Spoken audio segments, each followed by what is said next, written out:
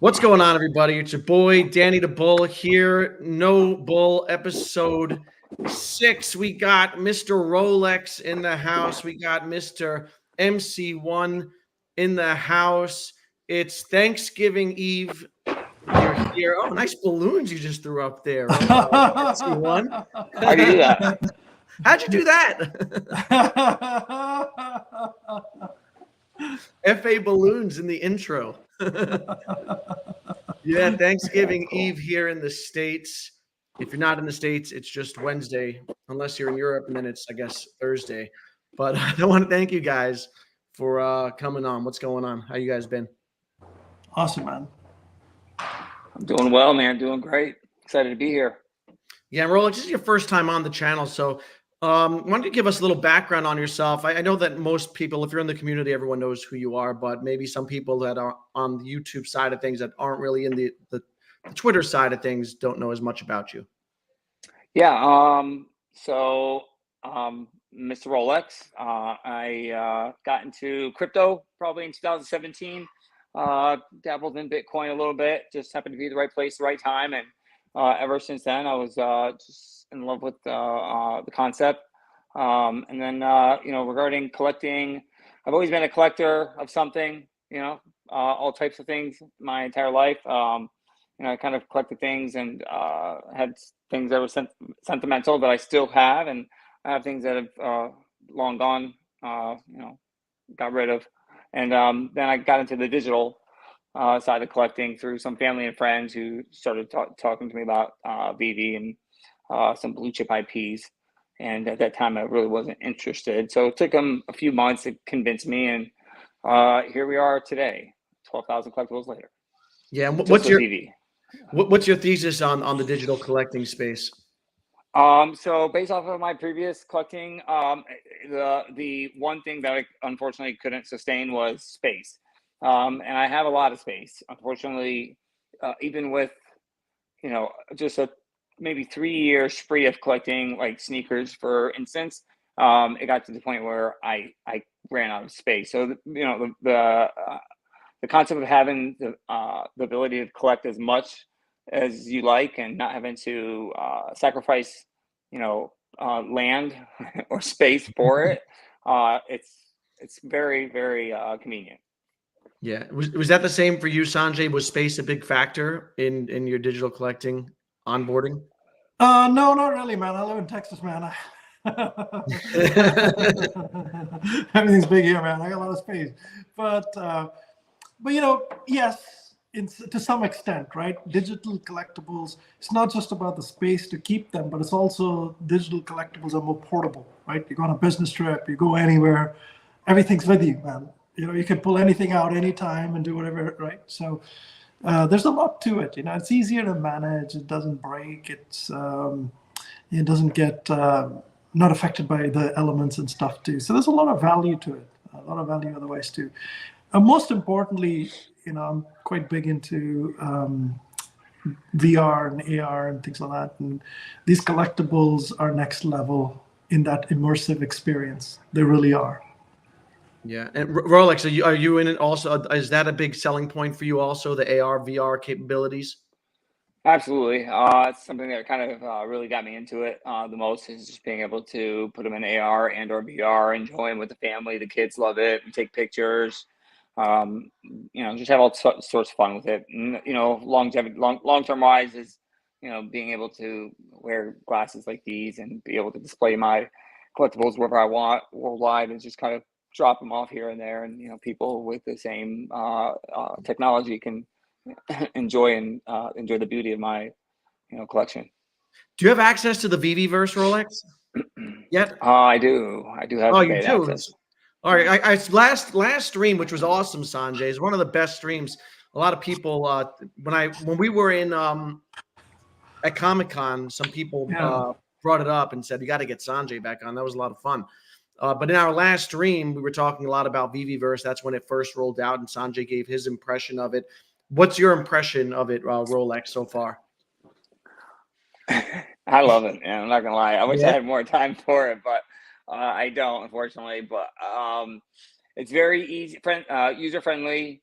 I'll say that, there are some stuff if you want to get into like detail and you want to get into like aesthetics, and you got to go a little bit more outside. And I don't know really much of what I can and can't say, but I will say there's a lot more capabilities from what I've seen in its beta. I don't know, long term if it's going to be something that's going to move on carrying forward when it comes out officially, but I really like what I see. I'm enjoying it. I think there's really some awesome innovations ahead, and if it continues on pace from what I can see already, I think we're gonna have a lot of fun.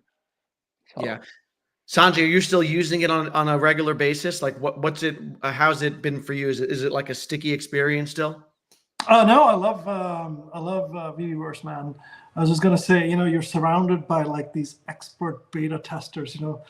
Rolex, that's what I told my family. I'm one of the top 30 beta testers in the country for Metaverse.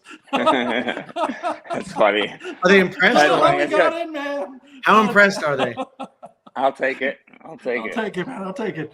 Well, look, I was pretty big in spatial and stuff. I have a lot of stuff, penthouse, yacht, other types of galleries and things like that in spatial. And I put, my Veve stuff in there more as just pictures and screen captures and those kind of things. And then real NFTs from, from my MetaMask that I can connect and bring in some of the other stuff, right? So, yeah, man. So Veveverse for me, obviously, I think you guys have heard me talk about it before, and it's just it is quite stunning and spectacular, in every sense of that. Socially, the social interaction and engagement is amazing. Look for, Veveverse is a complement to Veve, right? It's not your sandbox, or it's not spatial or something like that.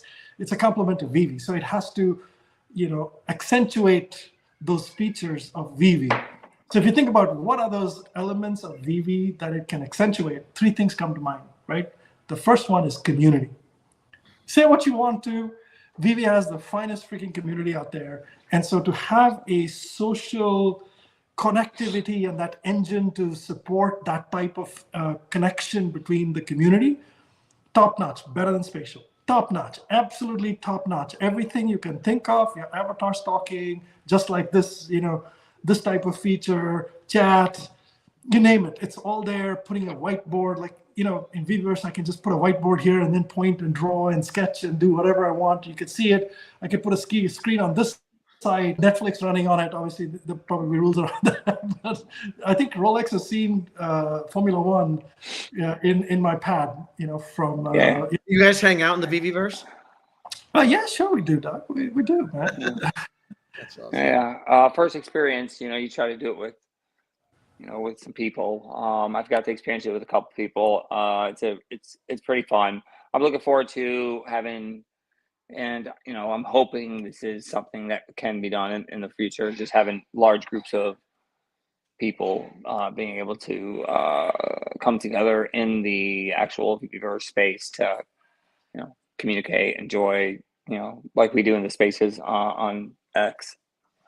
I don't think the team watches my streams. Let's just go in there right now. Let's go in the Veveverse and chill and watch some Formula One. Do it. We could do it. We could probably stream this from there, maybe. Yeah, we could. Like Rolex and I could stream this for the 28 other people in Veveverse. So how much time have you guys spent in there being social, like with each other or with other people? Me personally, I haven't had as much time as I would like. So not as much, beginning, right? There's only 30 of us there. What's that? Yeah, not as much. There's 30 of us there. Yeah, right? I know. There's not that many of us there. So yeah, but, not many people. Timing different. People live in different parts of the world, so it's just hard to get the timing. People work, and we have obviously our regular day jobs and stuff like that.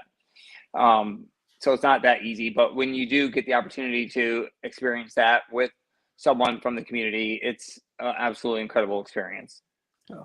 Like for me, I've followed. When you're building, you're in there a lot, right? So whenever you're building a pad, whenever you're decorating a pad, whatever you're doing, at that time you spend lots and lots of time, and your friends can see you're in there. So whenever they're log in, they kind of see you're in your space. So then they come and stop by and say hi. Like when Jimbo Lee Lingo was building his, when Michael Campo was building his, just stopped in, man. I just popped into this space, and then you can, like with Tails' space, like I know you guys saw the video and stuff, but Tails was building, and he invited me in. So I went into his space while he was building. It was not finished as yet, and then he basically said, "Follow me." So there's a follow button. So literally, your avatar follows him everywhere, and he's That's my explaining favorite the button. whole path to me. Hey, this is this, this is this, this. It's almost like a tour guide, you know. Like you see those Japanese kind of tour guides, Yeah, and all yeah, the with people following holding the an flag umbrella. and Yeah. it's so cool, man. It is so cool. But yeah, it's a lot of that Have there stuff. been like upgrades while you guys have been in beta?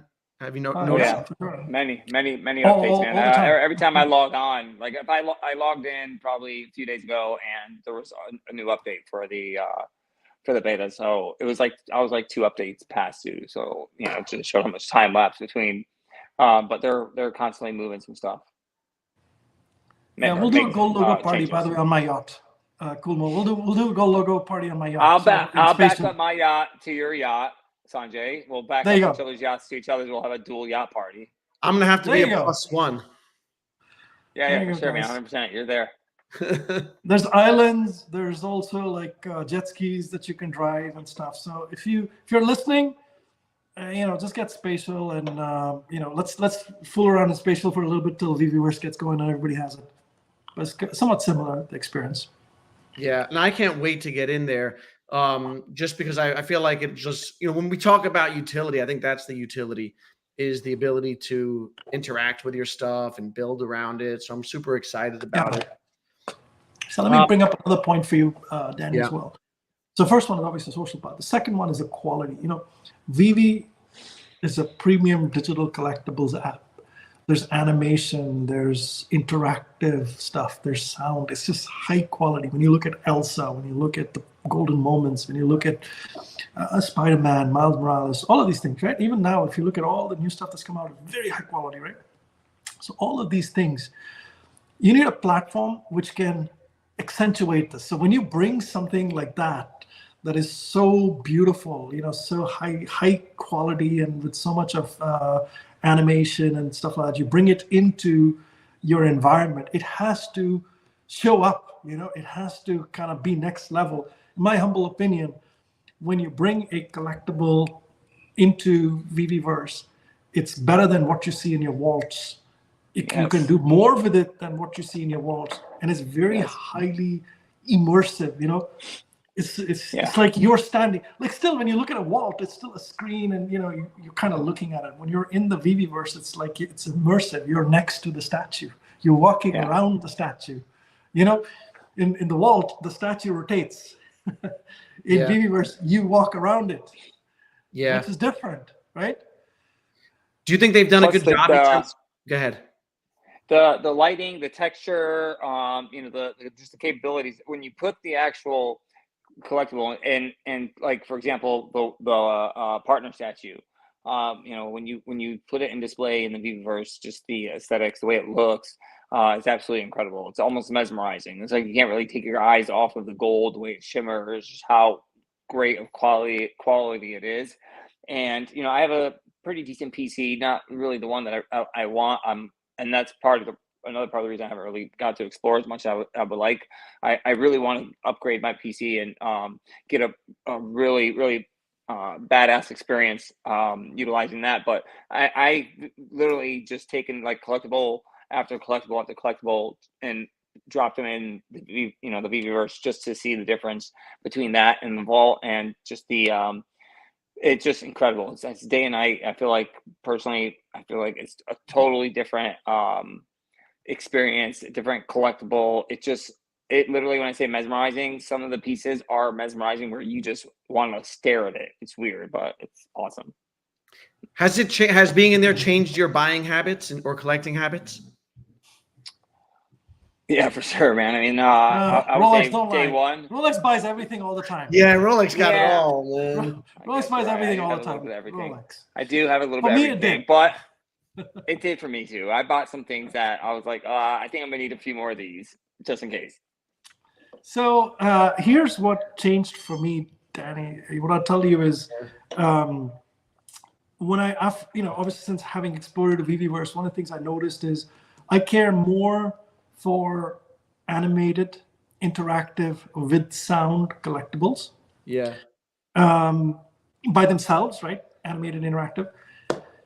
If they have the ability to interact with each other, those would be even more special for me.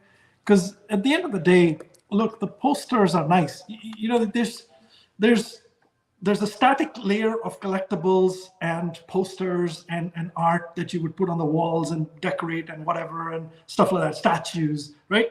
There's decorative stuff. And then there's stuff that you play with, right? The stuff that you play with is amazing. So I really like all the animated stuff. That's number one, all that stuff. Then I like all the drivable stuff. So the Lamborghini, the Star Trek stuff, the Star Wars stuff. Some of them you can walk inside it. So, you know, you can blow it up in Viveverse 10x or whatever. And then your avatar walks inside it and you can see, like you're looking at it. It's amazing. It really is very beautiful. Yeah, I can't wait to get in on it. Real quick before I ask you another question, thanks, Stan, for the super chat. I just want to address it quick. I think the CZ thing is very political. I don't think it will. Ecomi will have nothing.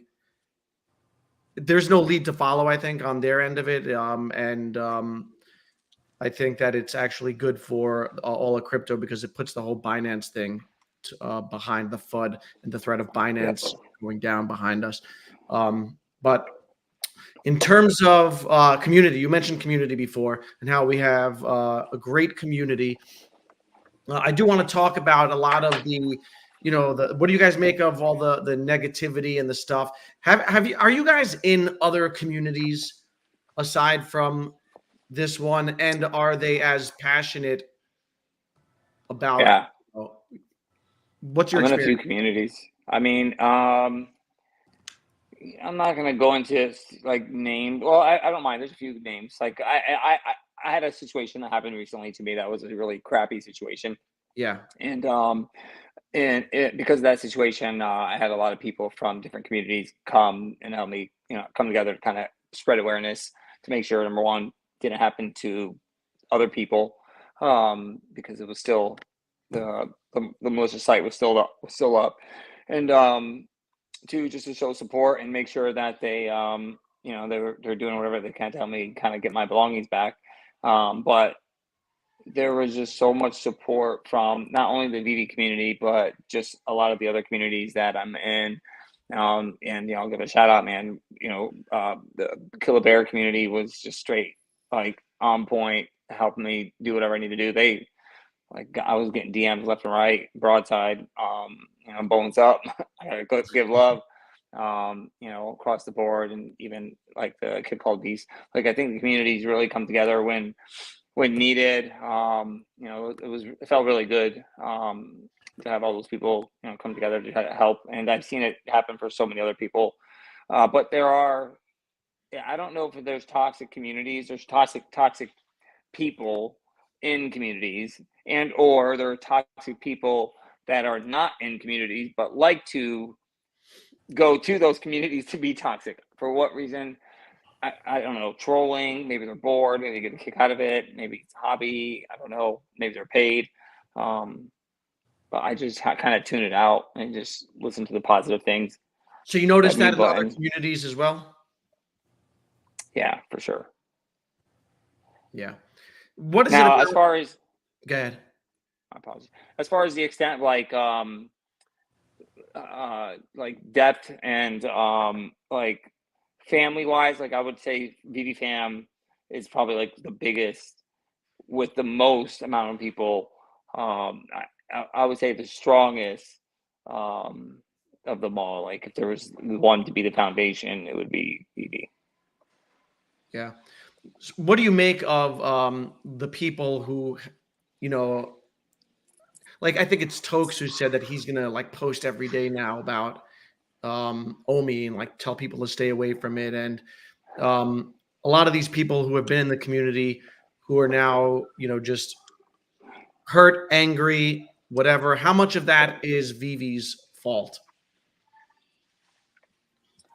I mean, there needs to be communication, right? I will say this, you know, there's been some concerns that have been brought up, and they're legitimate concerns, and people want answers to those questions, whatever they may be, or speculation, or FUD, or whatever people want to call it these days.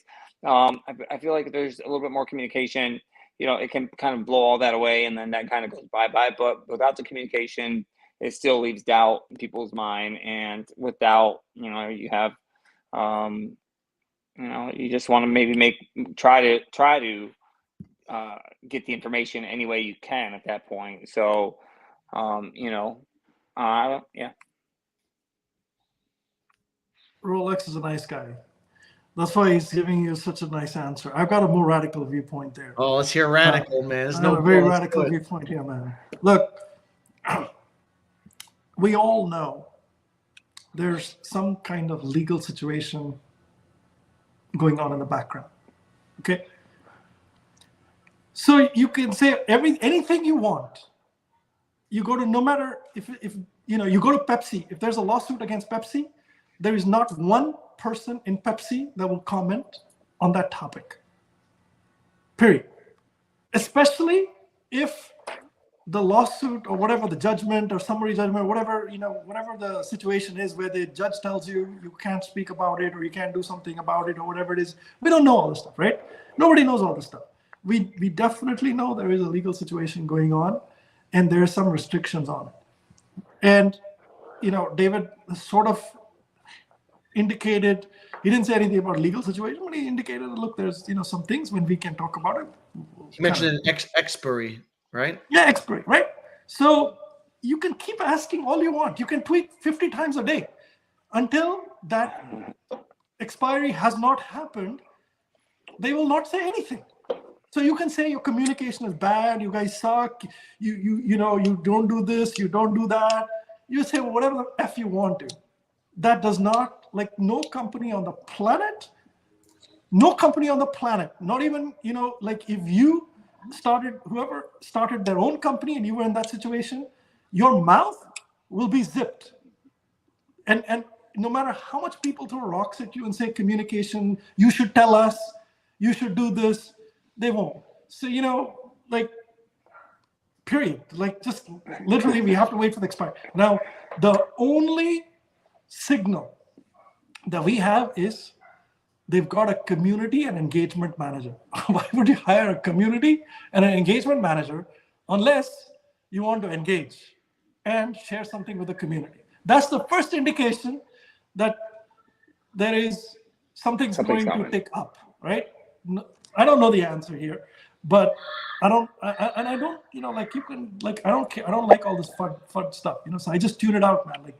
And people tell you, oh, if you tune out all these voices, you get a one-sided picture, echo chamber. No, thank you.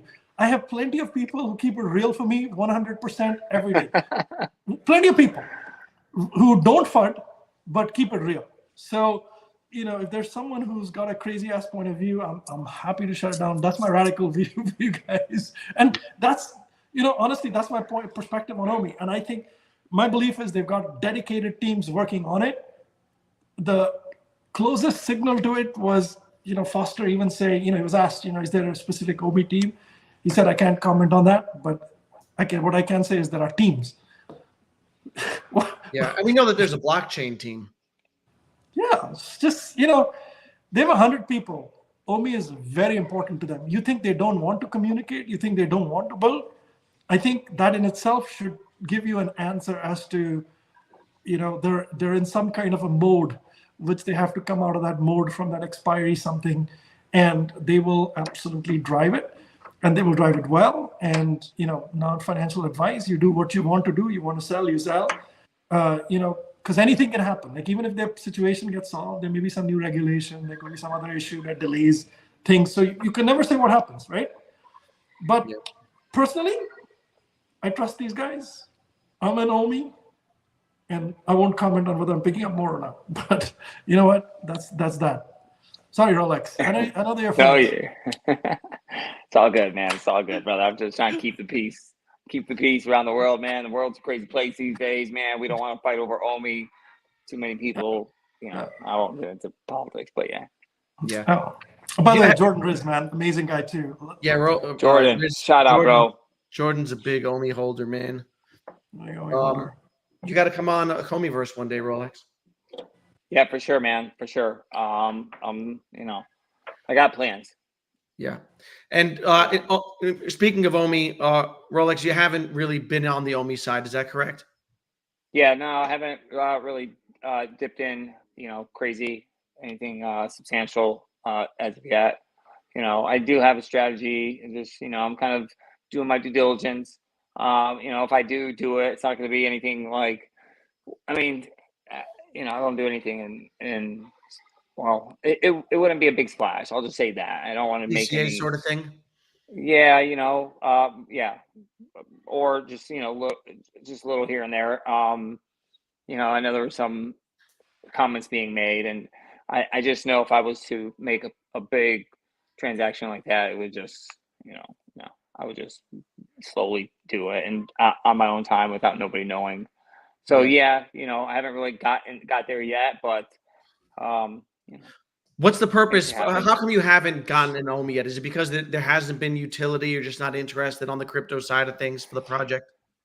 Actually, no, man. I mean, I'm really into crypto. I love crypto. I'm a big fan of crypto. I just kind of been more invested in Bitcoin, Ethereum, um, mainly those two. Really haven't jumped into Omi other than that specific reason. I just kind of been focusing mainly on those two cryptocurrencies, and then you know, a little bit on the Omi side, just kind of a little bit more education for myself. And then, you know, with all the noise that's going on, you know, I don't know if it's a good thing or a bad thing, but you know, it does make you want to, like, okay, let me just do a little bit more research.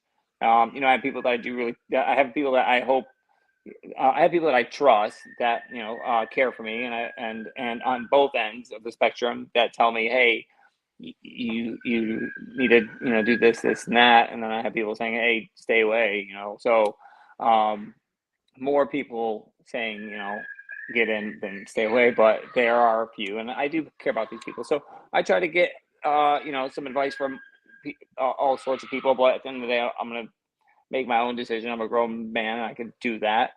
And when it's complete, then, you know, if it's something that I do, I'll make an announcement. Cool. We talked about you know, like the FUD and the noise on the Omi side of things, but what about the Veve side of things? Are there reasons to, or you know, is some of the hurt that, like, I guess turned people against the team justified in terms of, you know, what's happened over the last 2 years? Or is it like a rash, in your opinion, like a rash reaction to things?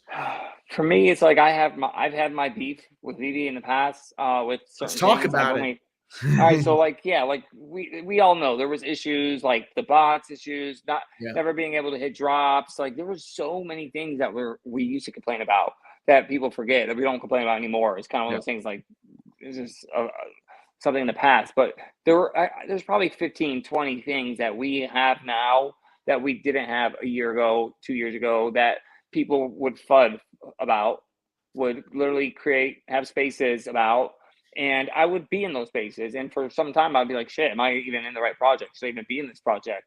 And then there were certain things that I would listen to, and I was like, maybe that person got a good point. And, you know, I would listen to the people that had, you know, really good, you know, opinions, whether it was positive or negative. And then I would just do my own research. Um, but you know, as far as the whole DD collectible side of things, it's like they've kind of done a lot better at ramping things up for us. You know, getting things done a lot faster, not really over promising and under delivering. So you know, prior, you know, you would get these announcements that this is coming, this is coming, this is coming, this is coming, and it wouldn't come. You know, and that's when, you know, that's why you still have people up till today, you know, kind of holding those issues against Veve, even though they're resolved. I feel like it's one of those things. It's like, just be patient. Everything will come in time. You know, there's a rhyme and reason for everything. At the end of the day, there was, again, we had FUD spaces and you know, spaces that were held prior because of even where I was going to upset about something that they just didn't deliver on, and a lot of those things that I was complaining about then, we have, for the most part, So I'm not really too concerned. I really think they're going to come through. I trust in the company. I trust in the people, within the business, and I'm confident that they're going to execute. And I think within all the other companies in Web 3, Web 2, 2.5, whatever you want to call it, I think Vive's probably holding the strongest, in my personal opinion. So they're doing a lot of things right. Yeah, they're not perfect by no means. Nobody's perfect. We're all human. At the end of the day, we make mistakes. But I have seen some massive, some massive moves with them in regards to fixing those issues and concerns. So hopefully the one thing I'm kind of waiting on is MCP. Having some type of utility for MCP would be nice. Um, I'm not gonna go and waste my energy all day and every day and hold spaces on why, I'm upset that they don't have anything for MCP. I just put my faith that they're gonna figure it out, and that when it does come out, it's gonna be spectacular and worth my wait. And if it's not, then maybe at that point I'll be pissed off. But until then, I got nothing to really complain about. So I think I agree with Rolly on a lot of the points here. So, the first thing I would say is, look, a lot of empathy, right? For people that came into the project, expected the app to be much further along. There's no two ways to say it. The app is behind where it should have been, right? And could be, some things were out of Veve's control, some things were in Veve's control, but they didn't deliver on it, couldn't deliver on it, all of those factors. And so, the past is definitely the past. My belief is that they have brought in more people, better people.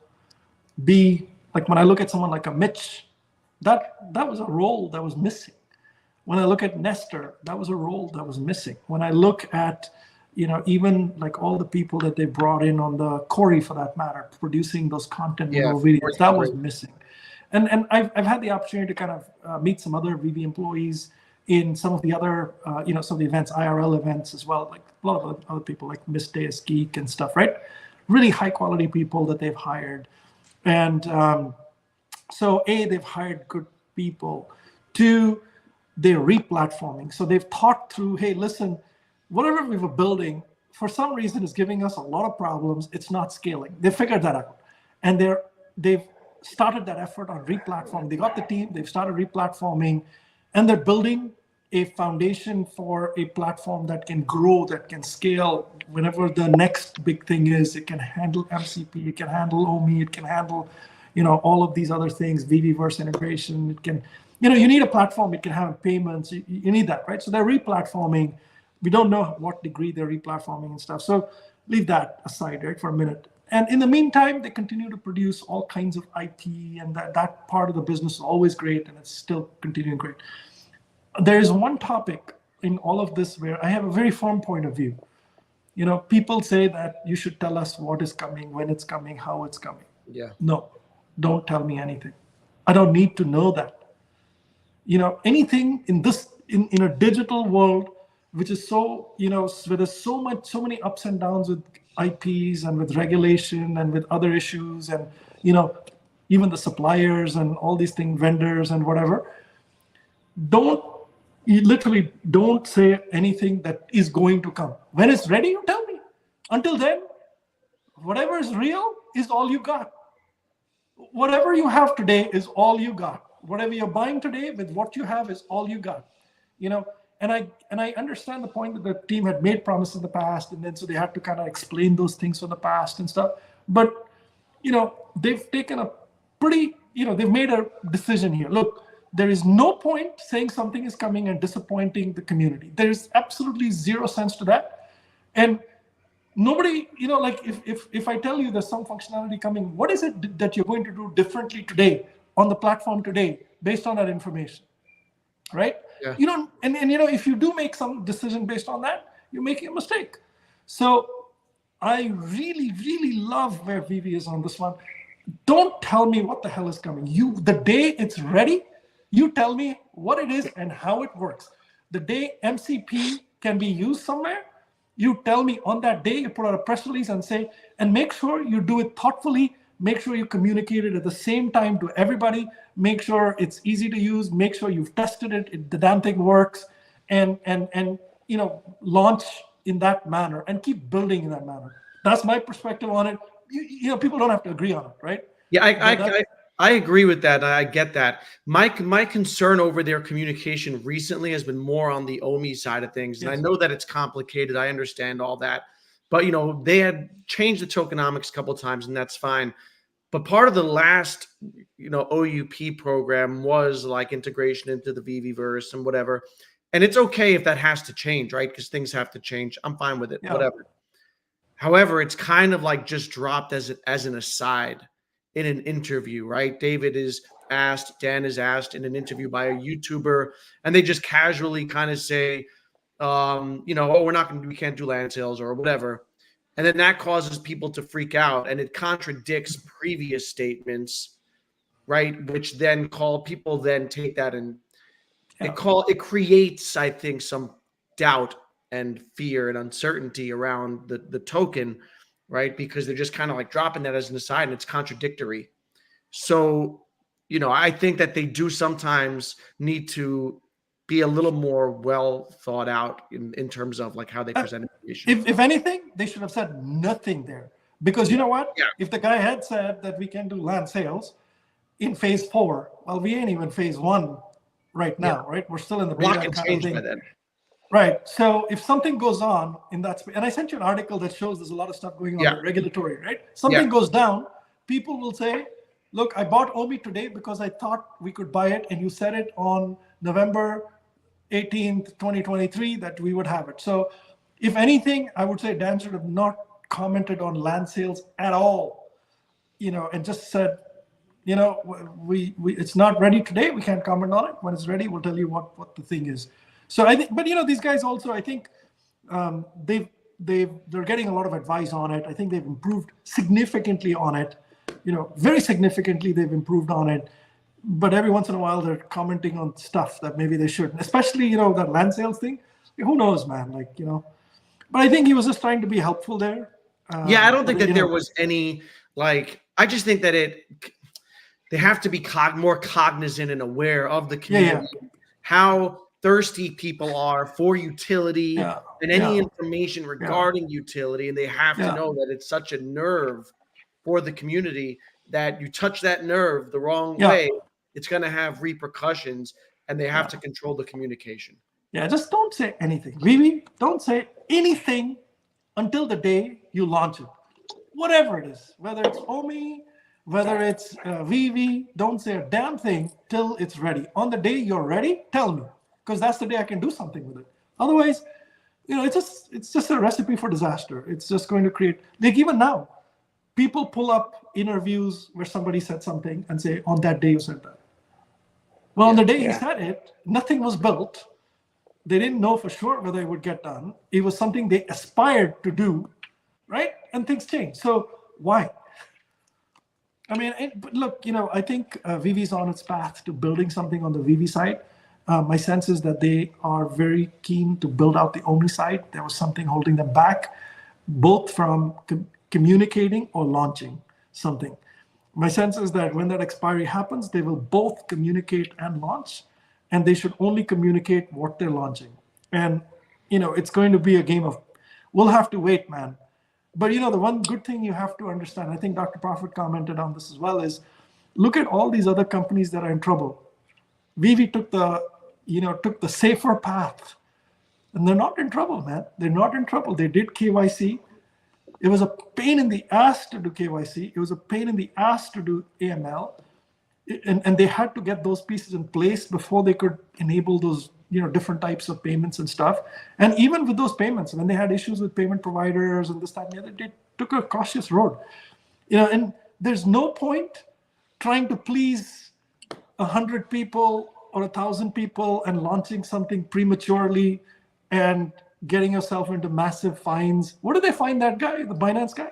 How much did they fine him? Oh, he got $4 billion. $4 billion. Yeah. $4 billion. You think, nice. $4 billion can sink a lot of companies, man.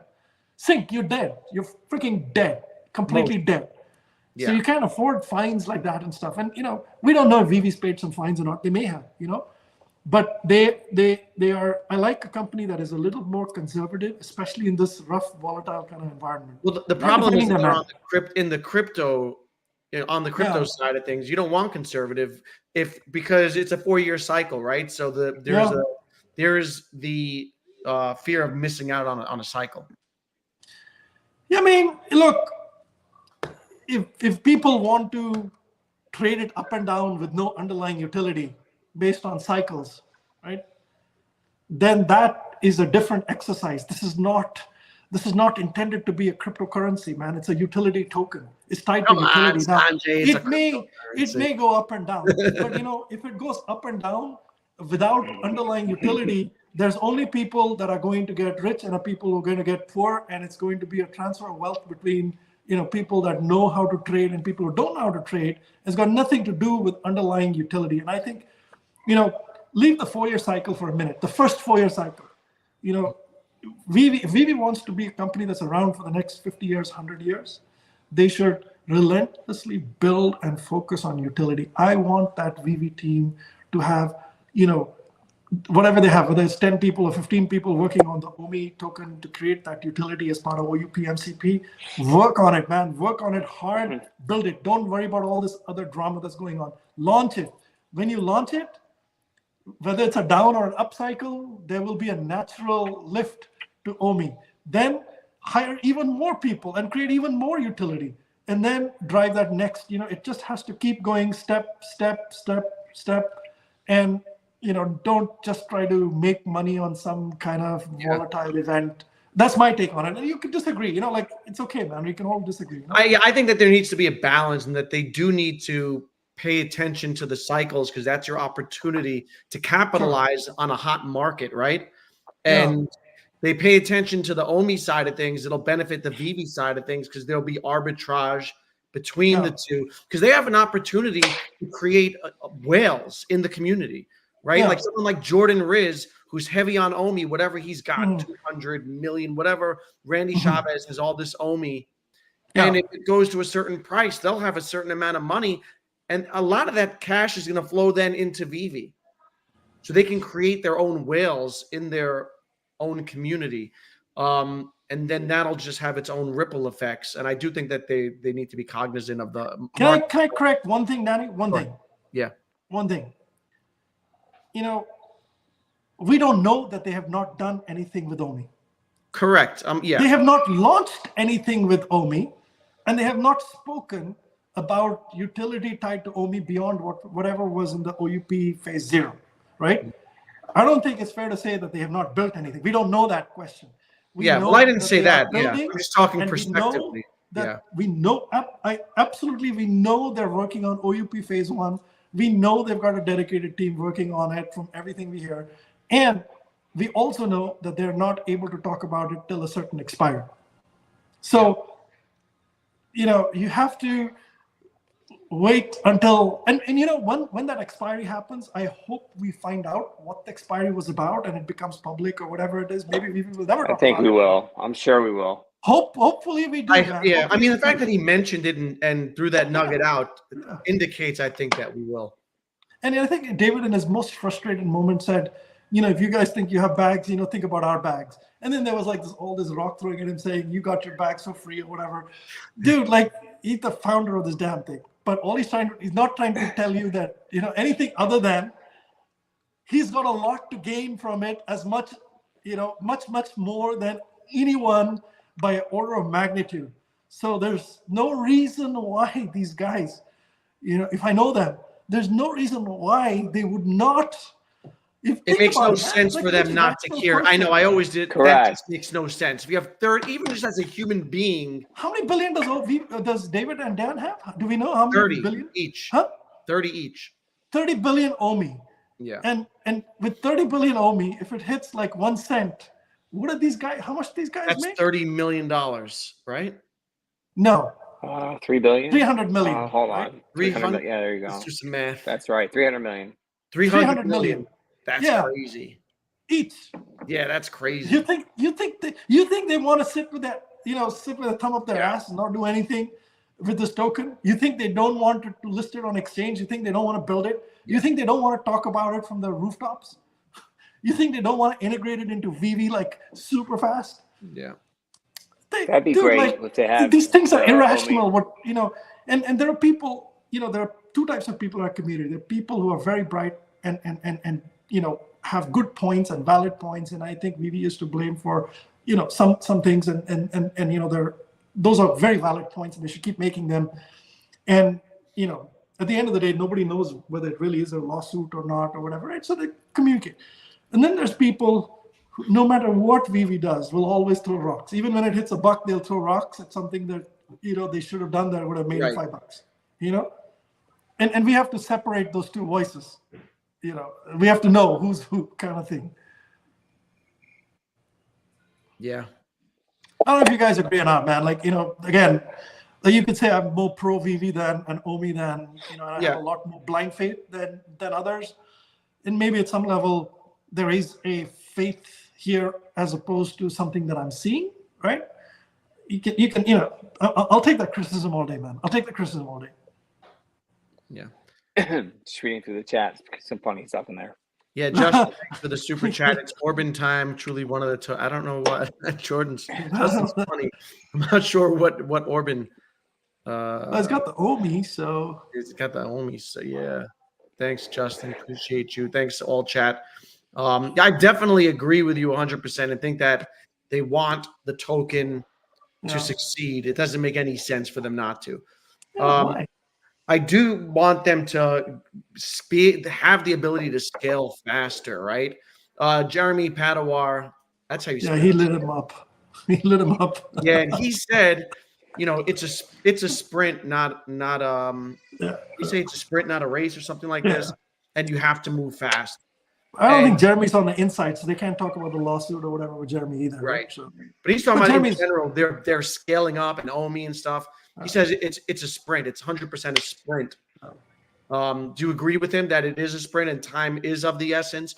And in this fast-moving market, now you've got other competition in other places that if they run a risk of losing market share if they don't scale appropriately. Well, said differently, if 3 to 6 months have gone by, like this expiry date, whatever is gone, and then the OUP phase 1 is delayed by 4 months or 6 months, then you've got reason to sort of say WTF, guys, and then if after that, between OUP phase 1 and OUP phase 2, a year goes by and there's it's like dragging their feet, that's when you kind of go back and say, guys, this is a sprint. Maybe you need to make it into smaller bites and deliver them in faster kind of intervals, as opposed to these bigger bites and this. Yeah, I mean, it is. If Amazon did not have speed, they would have missed on a lot of things, right? Speed was very important in this whole digital space. Speed is very, very important, and Veve has not demonstrated speed as yet. Hopefully the replatforming, the up-hiring, the upskilling, and those things will help with that. I believe they will, but time will tell, right? Nobody knows for sure. Even I don't know for sure, right? Yeah.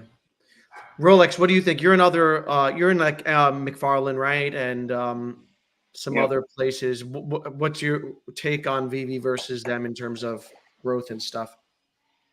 So I've dabbled in McFarland. I got HRO. I got DC NFTs, Backhouse, and I'm pretty heavy in all of them. Those are kind of my 4 go-tos. As far as comparison, they all have their niche, right? On HRO, like the way they kind of went more so with the gamification, and I'm really getting into it. I get thousands of emails, and I missed the one that they just had where they did a massive mail out to people that had, I want to say all four seasons hybrid cards complete or something along those lines, and I missed it, and I was kind of kicking myself in the butt because I basically have almost every card. I just have a couple onesie twosies that are missing that wouldn't have cost me too much to get. But trying to keep up with them all is the hard part. But realistically, they all have their own kind of, with McFarlane. I'm having my own, I have fun with that. They have the XP system and have a ranking, and I get to enjoy that. I'm still trying to figure out anybody out there that maybe can help. I've reached out to a couple people, but I got my assets on ledgers now, and I created separate accounts for all my ledgers. I'm trying to connect it to the MTD so I can get my XP points, stuff like that. I'm having a little trouble with that for some reason. It doesn't want to connect to the Polygon network. But other than that, I'm having fun with them all. I'm getting more engaged with them. I was kind of more focused, VV, like very heavily focused on VV. I've kind of divided my time out to, be a little bit more involved in all the communities. I would fair to say 50% of it or 60% of it more so goes to VV, just because I do tend to enjoy that one the most. But I am, starting to, get more involved in, some other 4 or 5 cryptoys. I probably got 70 or 80 of those sitting in my backpack, maybe more. So I dabbled in that. What else? There was one other one I was going to say. There's a question for you down here on thoughts on DC NFT moving to Candy. For me, I'm actually pretty excited about that. At the end of the day, I already had a Candy account. I didn't have anything on my Candy account, but when in Rome, I got the email. I read the notification about making sure your email is Michael, my brother. I gotta say something. Shout out to Michael here shortly, but I just went on there, make sure my account was good, and I bought a 14-pack MLB card thing that's I haven't opened yet. I'll eventually open, and then I'm looking forward to getting all my stuff from DC transferred over. I'm excited about that. Something to look forward to. My journey is somewhat similar to Rolex's, but maybe not as heavy. I'm not as heavy outside of VV, but I like the bat cows. I went into the project early, went in, picked up 5 bat cows and stuff, and I've stayed somewhat connected to that community there. I like the comics that DC does, DC Palm. I don't pick up every comic, but I do kind of watch them, monitor them, and pick up the good comics out there. Quite into that. And I'm in a lot of other platforms. I mean, not in cryptoys as yet. If the right thing comes up, I may pick up some cryptoys. But a lot of my interests, are with artists and art. I love artists and art, so a lot of times I'll go to any platform. Like, when they launch it on One-Off or all the other ones, right? So I'll just go, and whether it's in Solana, whether it's Polygon or whatever, I support them, I'll go pick up stuff. So I follow a lot of artists more so than platforms, and I'll pick up artwork from anywhere. And I really love, and there's some artists that I really, really love, and I've got to know them now, like Mumbat and Sabat and, Fabriks, Brian Morris. Yeah. All of these people, right? They do incredible work, and there's a few others as well. So I pick up a lot of their stuff, and I think they have a lot of these other. Some of their Discords, although not as active, it just becomes like a chore after a while. But I think some of these other platforms have good communities, smaller communities, kind of niche communities. I don't spend as much time there, but I do drop in, check in on them, and I'm rooting for them all, man. I'd love to see them all succeed. And McFarlane too, by the way. I really do like the toys that McFarlane produces. I have a few, but I want to get some more.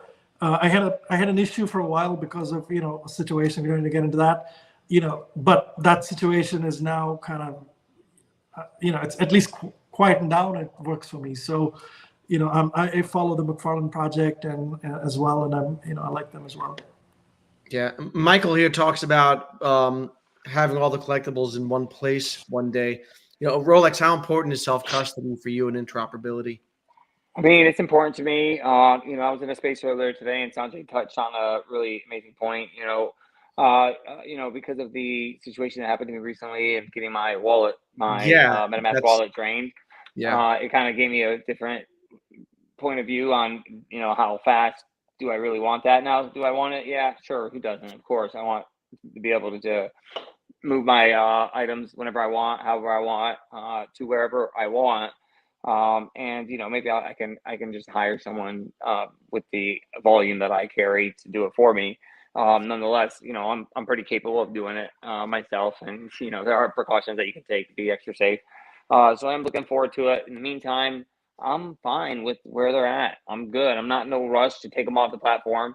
I'm 70 collectibles away from 12,000, so maybe I'll do that tonight to get to 12K. 12,000. Nice. 12,000. Yeah, I that's a lot. That's a lot. That's about to move, so 11,800 more than me. it's a lot, man, and it's a lot to move at the same time. lot. So it's like I'm not in a rush to start transferring all those into a wallet or to a ledger or whatever it may be. But when the time comes, I'll look forward to it. I am looking forward to having transfers back. Yeah. To be able to give stuff away. The reason why I have such a large collection is I was looking forward to doing giveaways and stuff like that, and giving back to others. And I feel like with transfers also, it allowed people to engage more and bring more people onto the platform. Yeah. That's how I was able to get friends and family onto the platform, by transferring them, specific collectibles just for the fun of it. Hey, here you go. Here's your first one, and it's on me. And here's a comic, or here's a collectible, whatever it may be. I'm hoping we get that again one day. But it is important to me. And then I do want to get a shout out to Michael. My brother Michael hooked me up. We at New York Comic Con. We all hung out together, and we had some good times. And we bought some comics together. And I was able to get a massive stack of the Addiction comics. And I was able to. The young lady that helped me purchase my comics, I realized there was mint numbers on the slabs.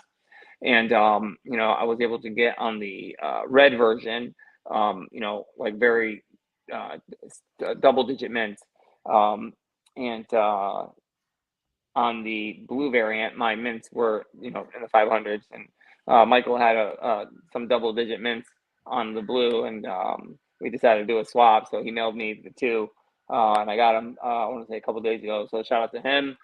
Your two are coming, bro. I promise you, I just got to get the time and I'll make it happen. But I appreciate you, man. Mad respect. So now I got a blue and red double digit. So I'm excited.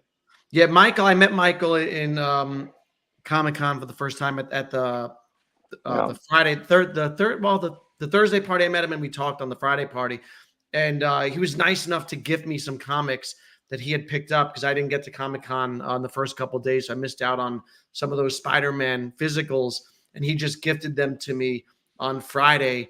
And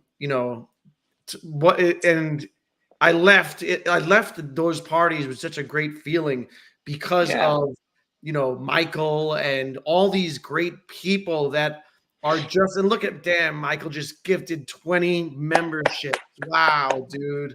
That's crazy. He's a beast, man. He's a beast. Man, Michael's amazing. That's an amazing guy, man. He's just been doing it so many times, man. He was on Veve Magic's channel, gave away a bunch.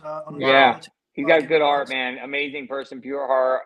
Just as good in real life as he is in spaces and in DMs and stuff like that. I mean, he's just a good person all around, man.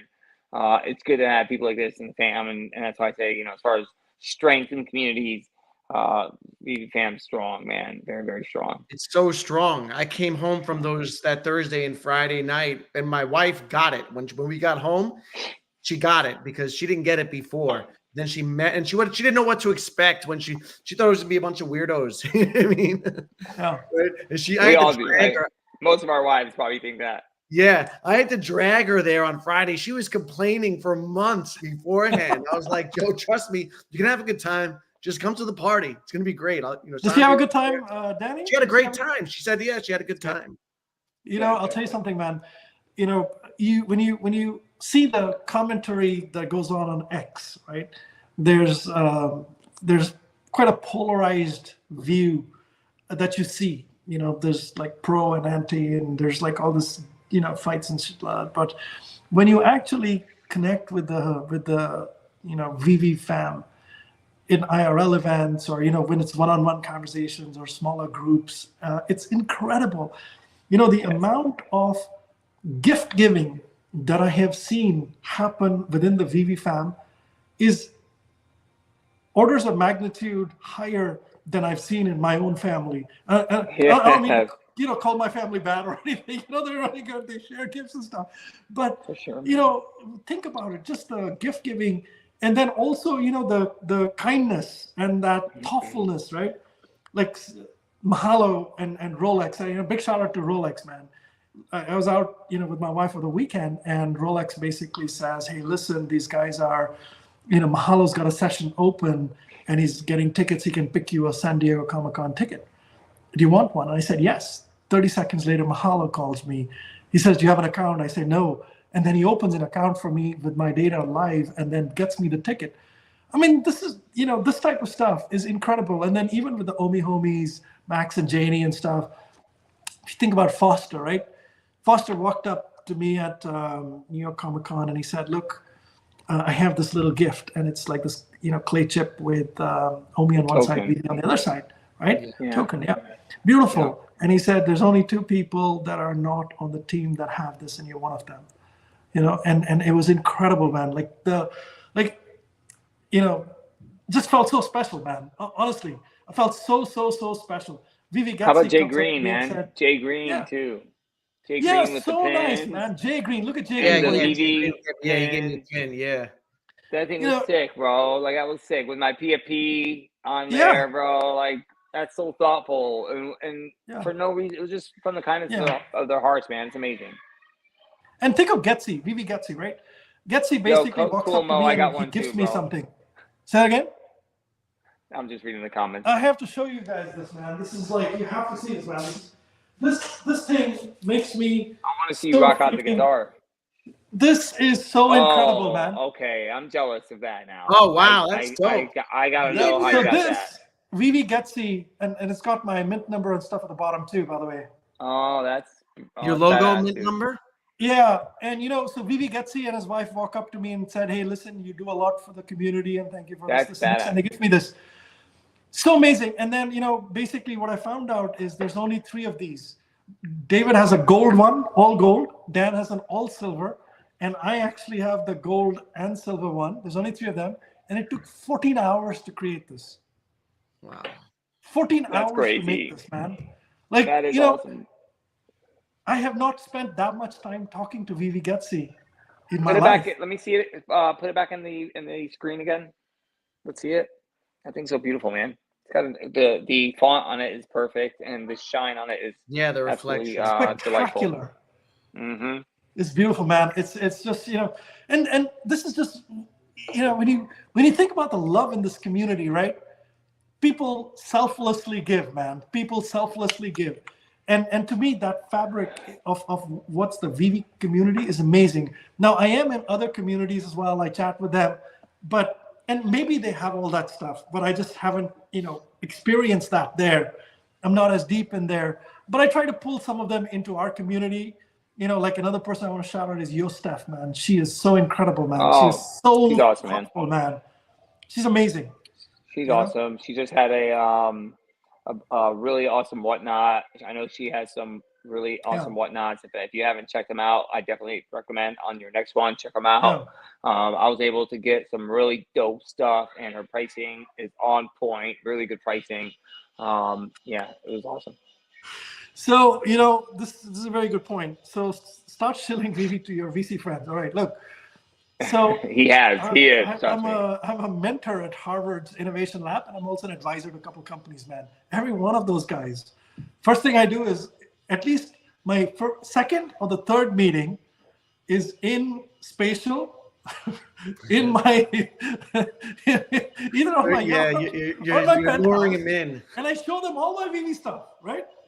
Including the Spider-Man Ultra animated, and then I tell them, look, what you're in is actually an NFT by itself, and there's other NFTs in it. And oh, by the way, this thing that you're seeing out there's only 1,000 of them. I'm one of them. And these guys are all so blown away. They're like, what the hell is this? And any one of them that has any kind of blockchain type of interest or any kind of thing, they're all in, man. They're all in. So one of them was Flyblock, right? So Flyblock, they're actually trying to build they're trying to solve commerce, selling things through gaming and gamification, right, on a blockchain. And they want to do the Web 2 version and the Web 3 version. So for these guys, they were so blown away. So then I said, okay, listen, why don't you buy your first collectible on a channel? And I put him on, my MC's channel. I wrote to MC and said, can we have him on? But more coming, man. A lot more coming. I talked to What's the reception when you start telling people? Do they get it, or is there hesitancy? Yeah, the younger audience, honestly, the younger audience gets it a lot more. They're more willing to try it. And like when you, like I had a friend, she used to work for Republic Crypto in New York, and I invited her to come on, come to one of the days. She loved it. She opened the app. She went for the drop. She went for the drop later, and then she's all excited. Took the AR, VR, and all that stuff.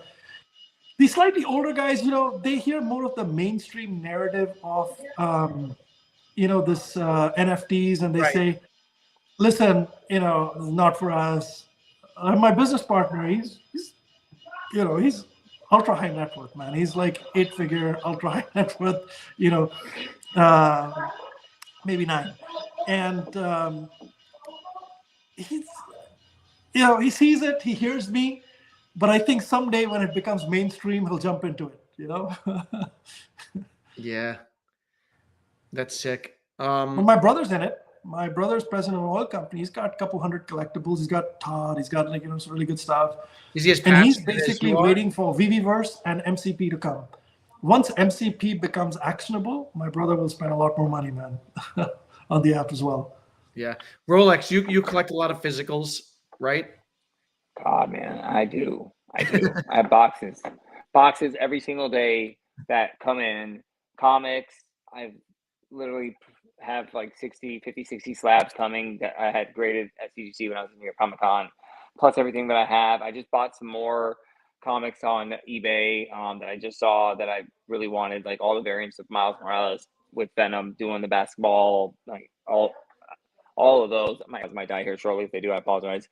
Yeah, I have a lot of physical stuff that I need to unbox. And are you in do you communicate a lot with people in the physical collecting world and try to onboard them or show them the digital side? I try. I more so do it with family, friends, colleagues, things such as that. More so than just people out there. Like when I'm buying my art or physical stuff. Usually it's online or it's through like a broker.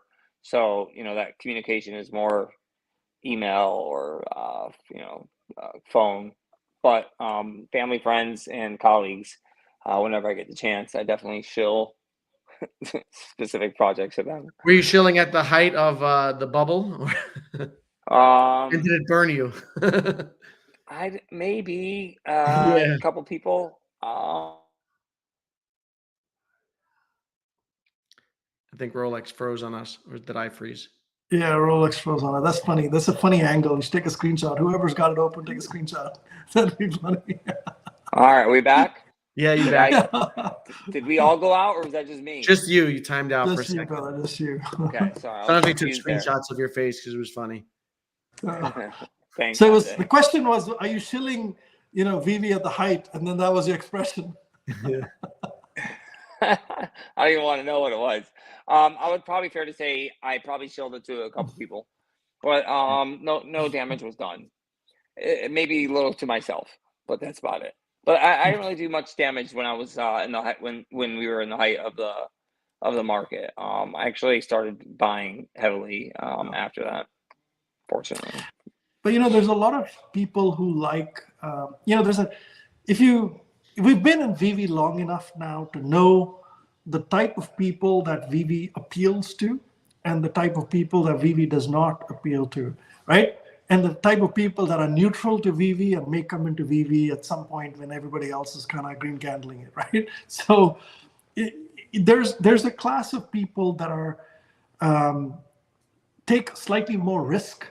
The risk-averse people don't really go for something like this. They hear the narrative and they're influenced by it. But there's a class of people who put money in crypto, do futures trading, stock trading, gamble. There's all those types of people. who are more willing to take the risk right now, because there's a risk with all of these, right? So that's the first kind of filter. When that situation gets solved, when it becomes more mainstream, then you don't need that filter on it. Right now, that's the gating filter. People willing to take risk, right? When you remove that filter, then the next layer is fandoms and passion. And there's a lot of fandoms and a lot of passion, comic people, stamp people, music people, sports people, Star Wars people, Disney people, there's all that stuff, right? And my sense is that there's people that are family, non-family, people that have been collecting for years and years versus who like something digital and new. And so my sense is that once the NFTs become a little bit more mainstream, once this whole VR stuff starts happening, you can see, like, to augment something, right, or to bring something into virtual reality, you have to have something to bring in, right? Who has? Think about it. If somebody goes gets an Apple Vision Pro, what the hell are they bringing in there, right? To take a picture of some family member, like, what the hell? Like, I think, and that's static too. Like, to the extent that you have a company like Veve that's built a statue that's spectacular, and it's got animation and it's sound, and the damn thing interacts with your kids. When your kid touches it, does shit. Like those kind of things, that's the utility that will become a factor. And to me, at that time, it'll make it easier for more and more people to come in. And I think it grows from that point on. And I think, people that are in the VC world who have a lot of money, they will buy that Apple Vision Pro. They will want the premium assets to display in it. They want the premium movies in it. They want premium everything in it. And I think you're waiting for a day like that, Agreed. Do you think the crypto, because it's like you said, it's people are more risk averse and crypto native? Is that then the way to go to onboard more people in the next year? I think so. Like, I hope think so. it's just a cycle, right? Like when somebody who's got ETH, let's say ETH hits 30,000 or 40,000 or whatever, and somebody's sitting on 1,000 ETH, they're going to look at that Spider-Man Ultra animated or Miles Morales, say, ha ha ha, 0.2 ETH or 0.1 ETH, Yeah. That's when the crypto guys come back into NFTs and like, ha ha ha, I like it. This 0.1, whatever. Yeah.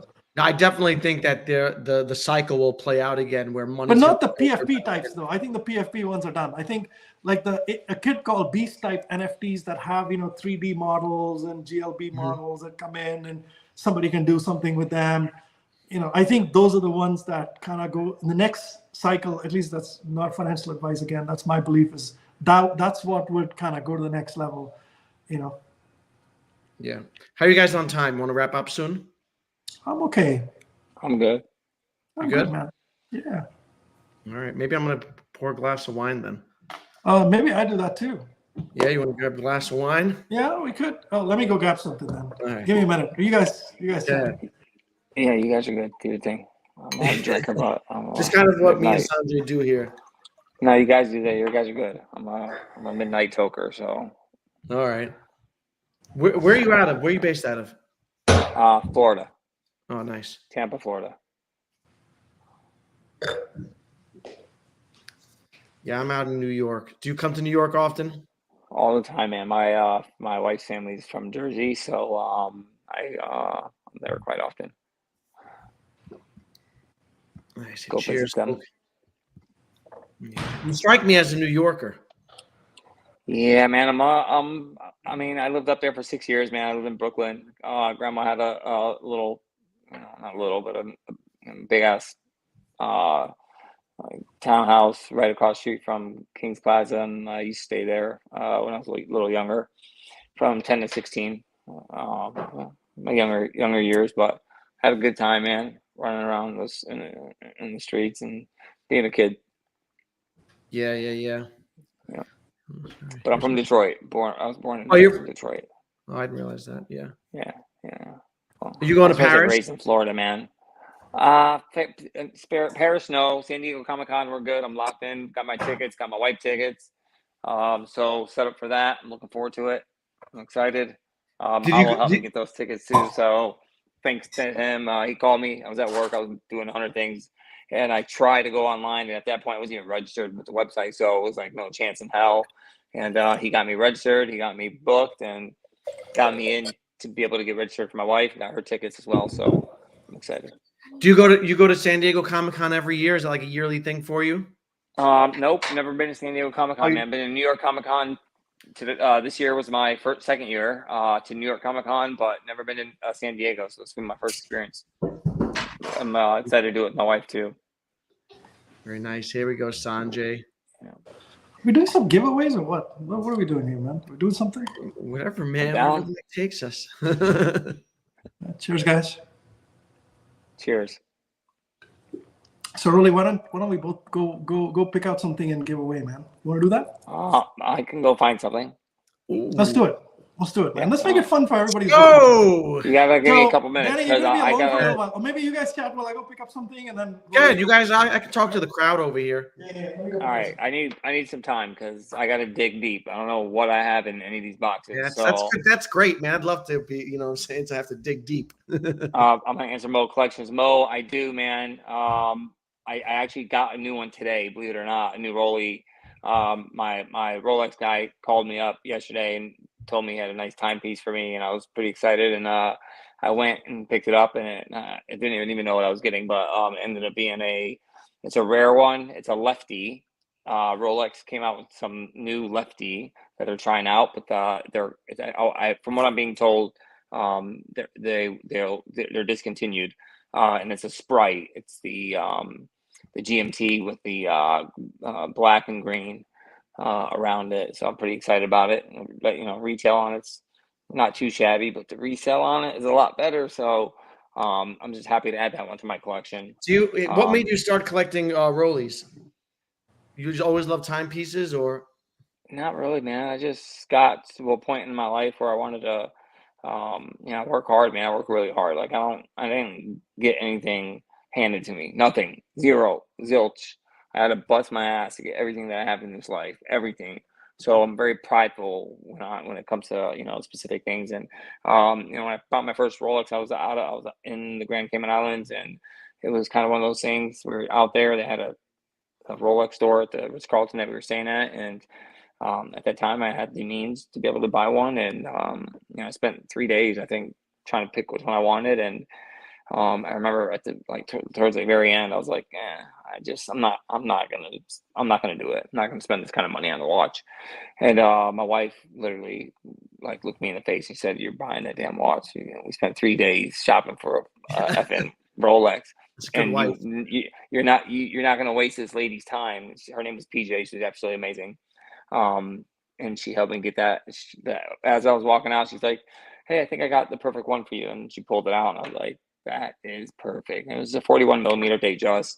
At that time they had discounts on Rolexes, and it was 20% less on that specific one. So I got it for $11K, and it's probably worth 28, 30K now. But I don't even really wear do you buy anymore. them for future value, or is just what are you gonna do? Like pass them down, sell them? My kids, man, probably. I got the Batman, I got the Sprite now, I got a Buccaneers, which was also retired. I got a couple Datejusts. Most of them, I buy them and I just put them in the safe and lock them up, and it's a wrap. My Prezi, I rock because this one I got has the first one and this one have some significance to me. The other ones are more kind of collecting investments, the Batman, the Sprite, the Buccaneer. Those are long-term, can't get them anymore. And, those are unworn. So, they have, they're worth a lot more than retail. So I can only imagine the future, because Rolex is, they appreciate, and a lot of them appreciate, and they do retire them. So if you want it at some point, the only way you can get it is through another person. So there's a few that I still have my eyes on. All right, I'm gonna go find something. I'll be right back. Go ahead, buddy. Superior Spider-Man, signed by David Yu. Oh, damn. Yeah. So I'll ship it anywhere in the world. Doesn't matter. It's at the end of the day, want to get it out to people, right? Especially if they're overseas or whatever. So actually, you know what? I take that back. Okay. This comic is only for people that are overseas. Oh wow. Because the guys in the US had That's an a good. opportunity Yeah, to you get know it, what? right? That's really thoughtful of you. Yeah, so the shipping, like I don't know where you are in the world, man, but either way, the comic will be shipped only overseas. So, yeah. I think How about that's that? yeah, that's really thoughtful of you because Yeah, because this was a physical comic available only at that place, and signing it required having David there. I don't have the whole CGC witness and whatever. It's just a comic signed by David. So, you'd have to figure out whatever. But yeah, that's it, man. International shipping only. What do you think? I love it. All right. Well, ready figure to out give it how away? we want to give it away, and we I can like do the that. number thing. It's just easy, unless you want to give it away a certain way. You want to ask a question, trivia. No, you figure it out, man.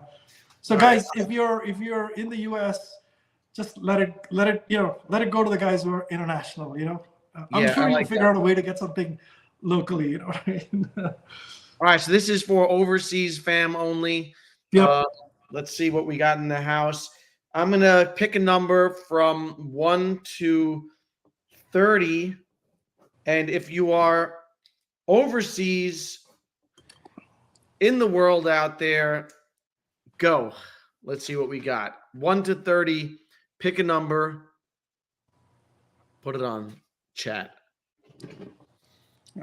But you're just showing a lot of love for the overseas, international fan, man. There's a lot of Yeah, you guys. You can't come to the U.S. A lot of challenges, man. So yeah, it's just a lot of love for you guys. Just want to show lots and lots of love for Veve fam that's overseas. You don't have the cons, people coming there, but I know that Vivi's working on getting over there overseas. But anyway, in the meantime, we'll show you as much love as we can from here. So someone got it. Ernesto Ayala. Awesome. Guest number 2.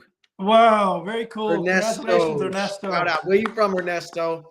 I got to fact check this now. Yeah, so Ernesto, just send Danny and me both a DM on X just to validate that you're the winner. And because, somebody else might claim to be whatever. And just reach out to Danny, and I'll get it. If you can't DM me for some reason, just reach out to Danny and he'll connect us.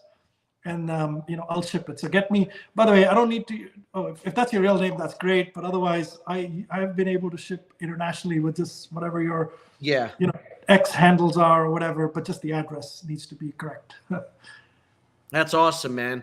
I picked up some comics for Patient Hodler over in Germany, and I picked some up for another German Veve fam. So. That's definitely a dope thing that you just did there. I want to thank you for that, buddy.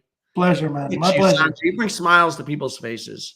Oh, sure, man. But hey, listen, US fam, there's more stuff here. We'll just think of it as a lot of love for the international fam. I've got more stuff here. We'll kind of give those away as well. So, all right, let me put this away. I know who I'm getting it to.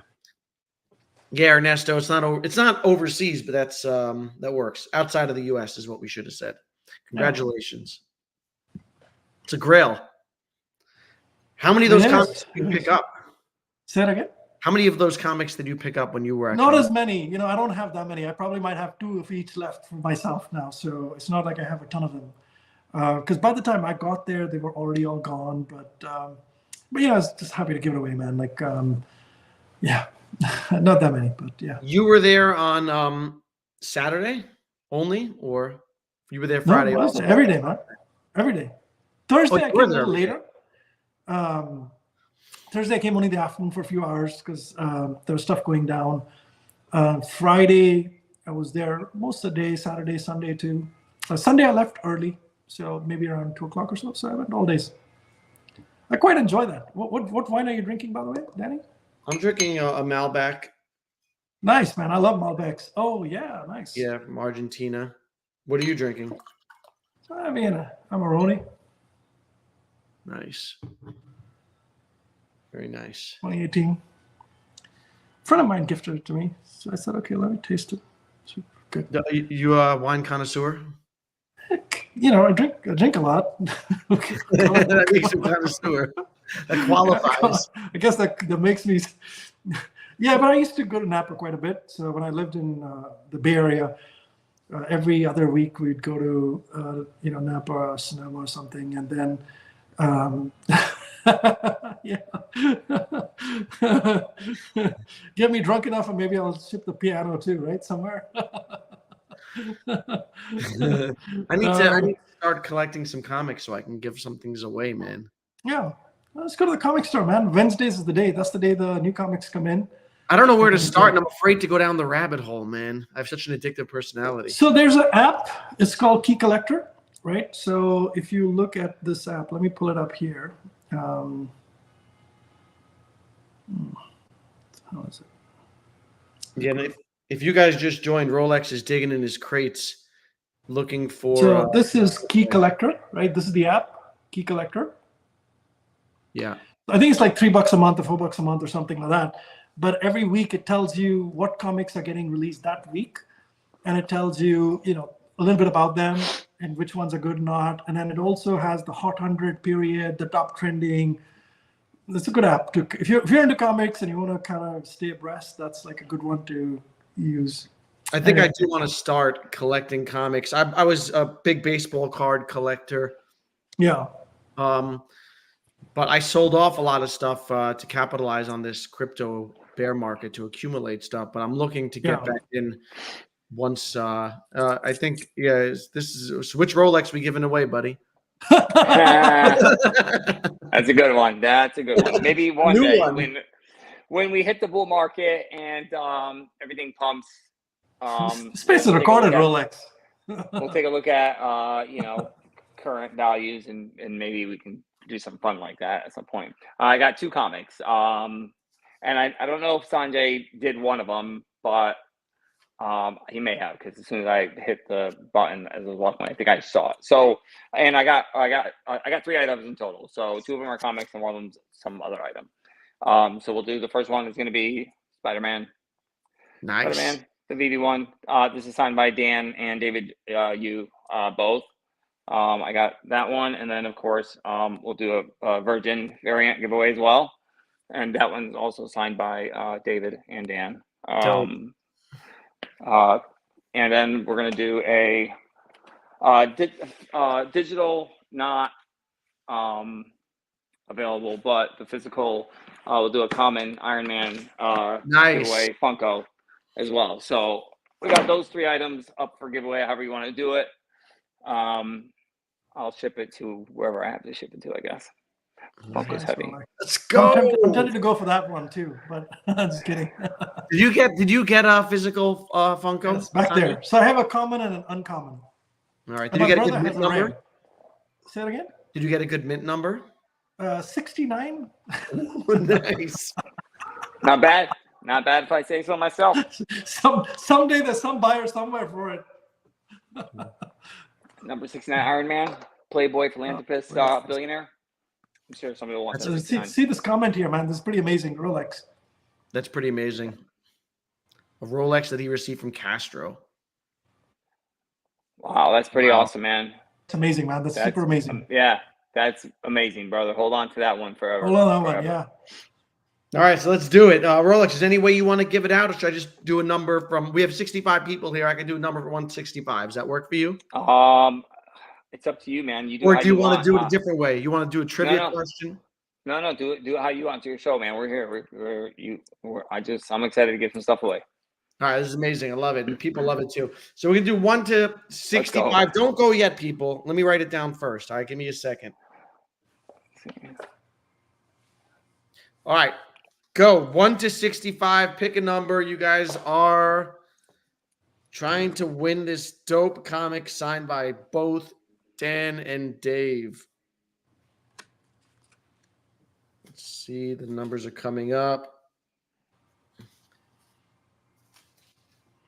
I got to make sure I don't screw up. One time I screwed these up. I don't see it yet. Keep going. Someone said, keep going. These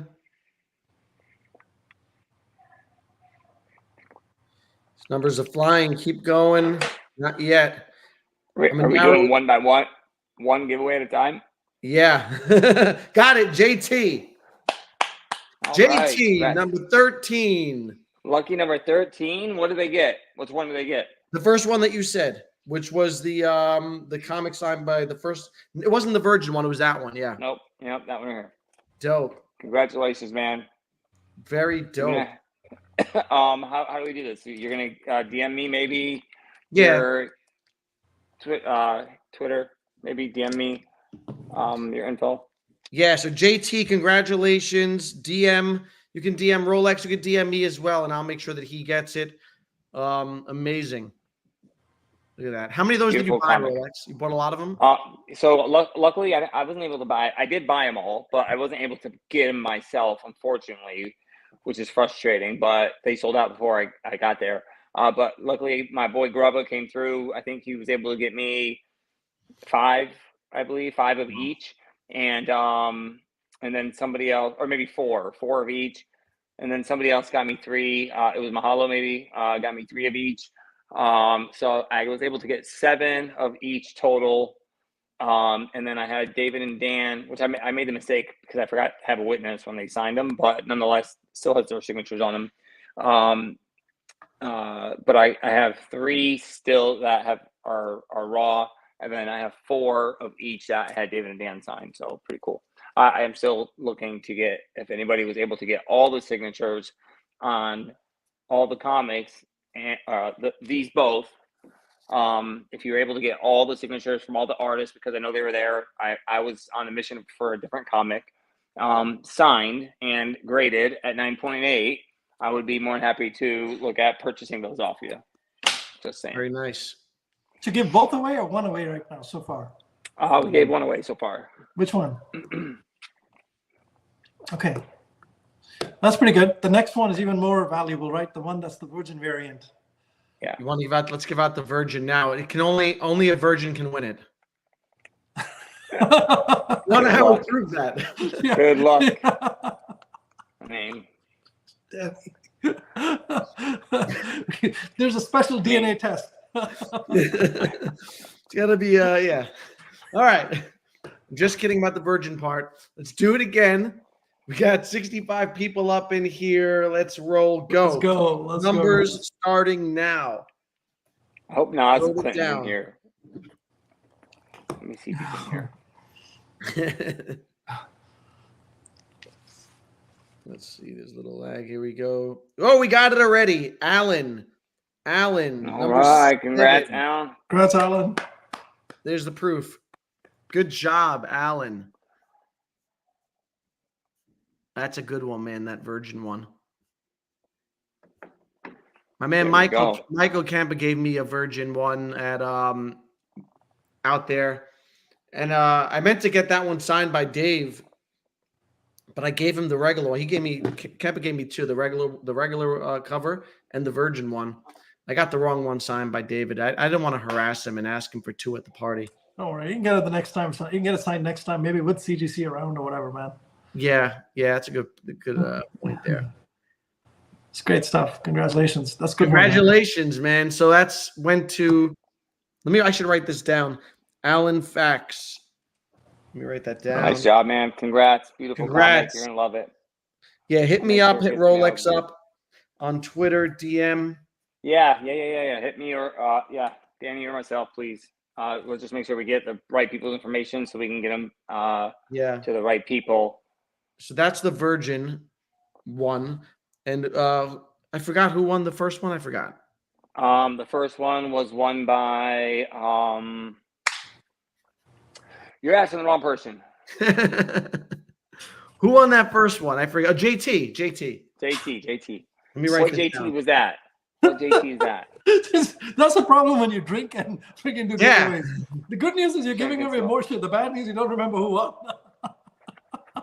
Here's a reminder from Here's Superstar Money that do their own dope utility. This community is the absolute best. We said it earlier.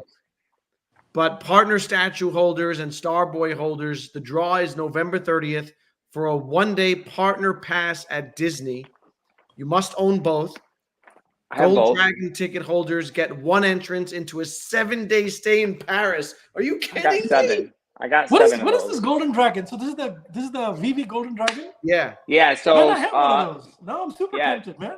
All right. But you gotta stake it, right? With You have to stake it. Yeah. 88 Squid Cat, or right? 88,000. Squid Cat. He's amazing. Great person. Now I'm tempted, man, because I have I have the golden dragon.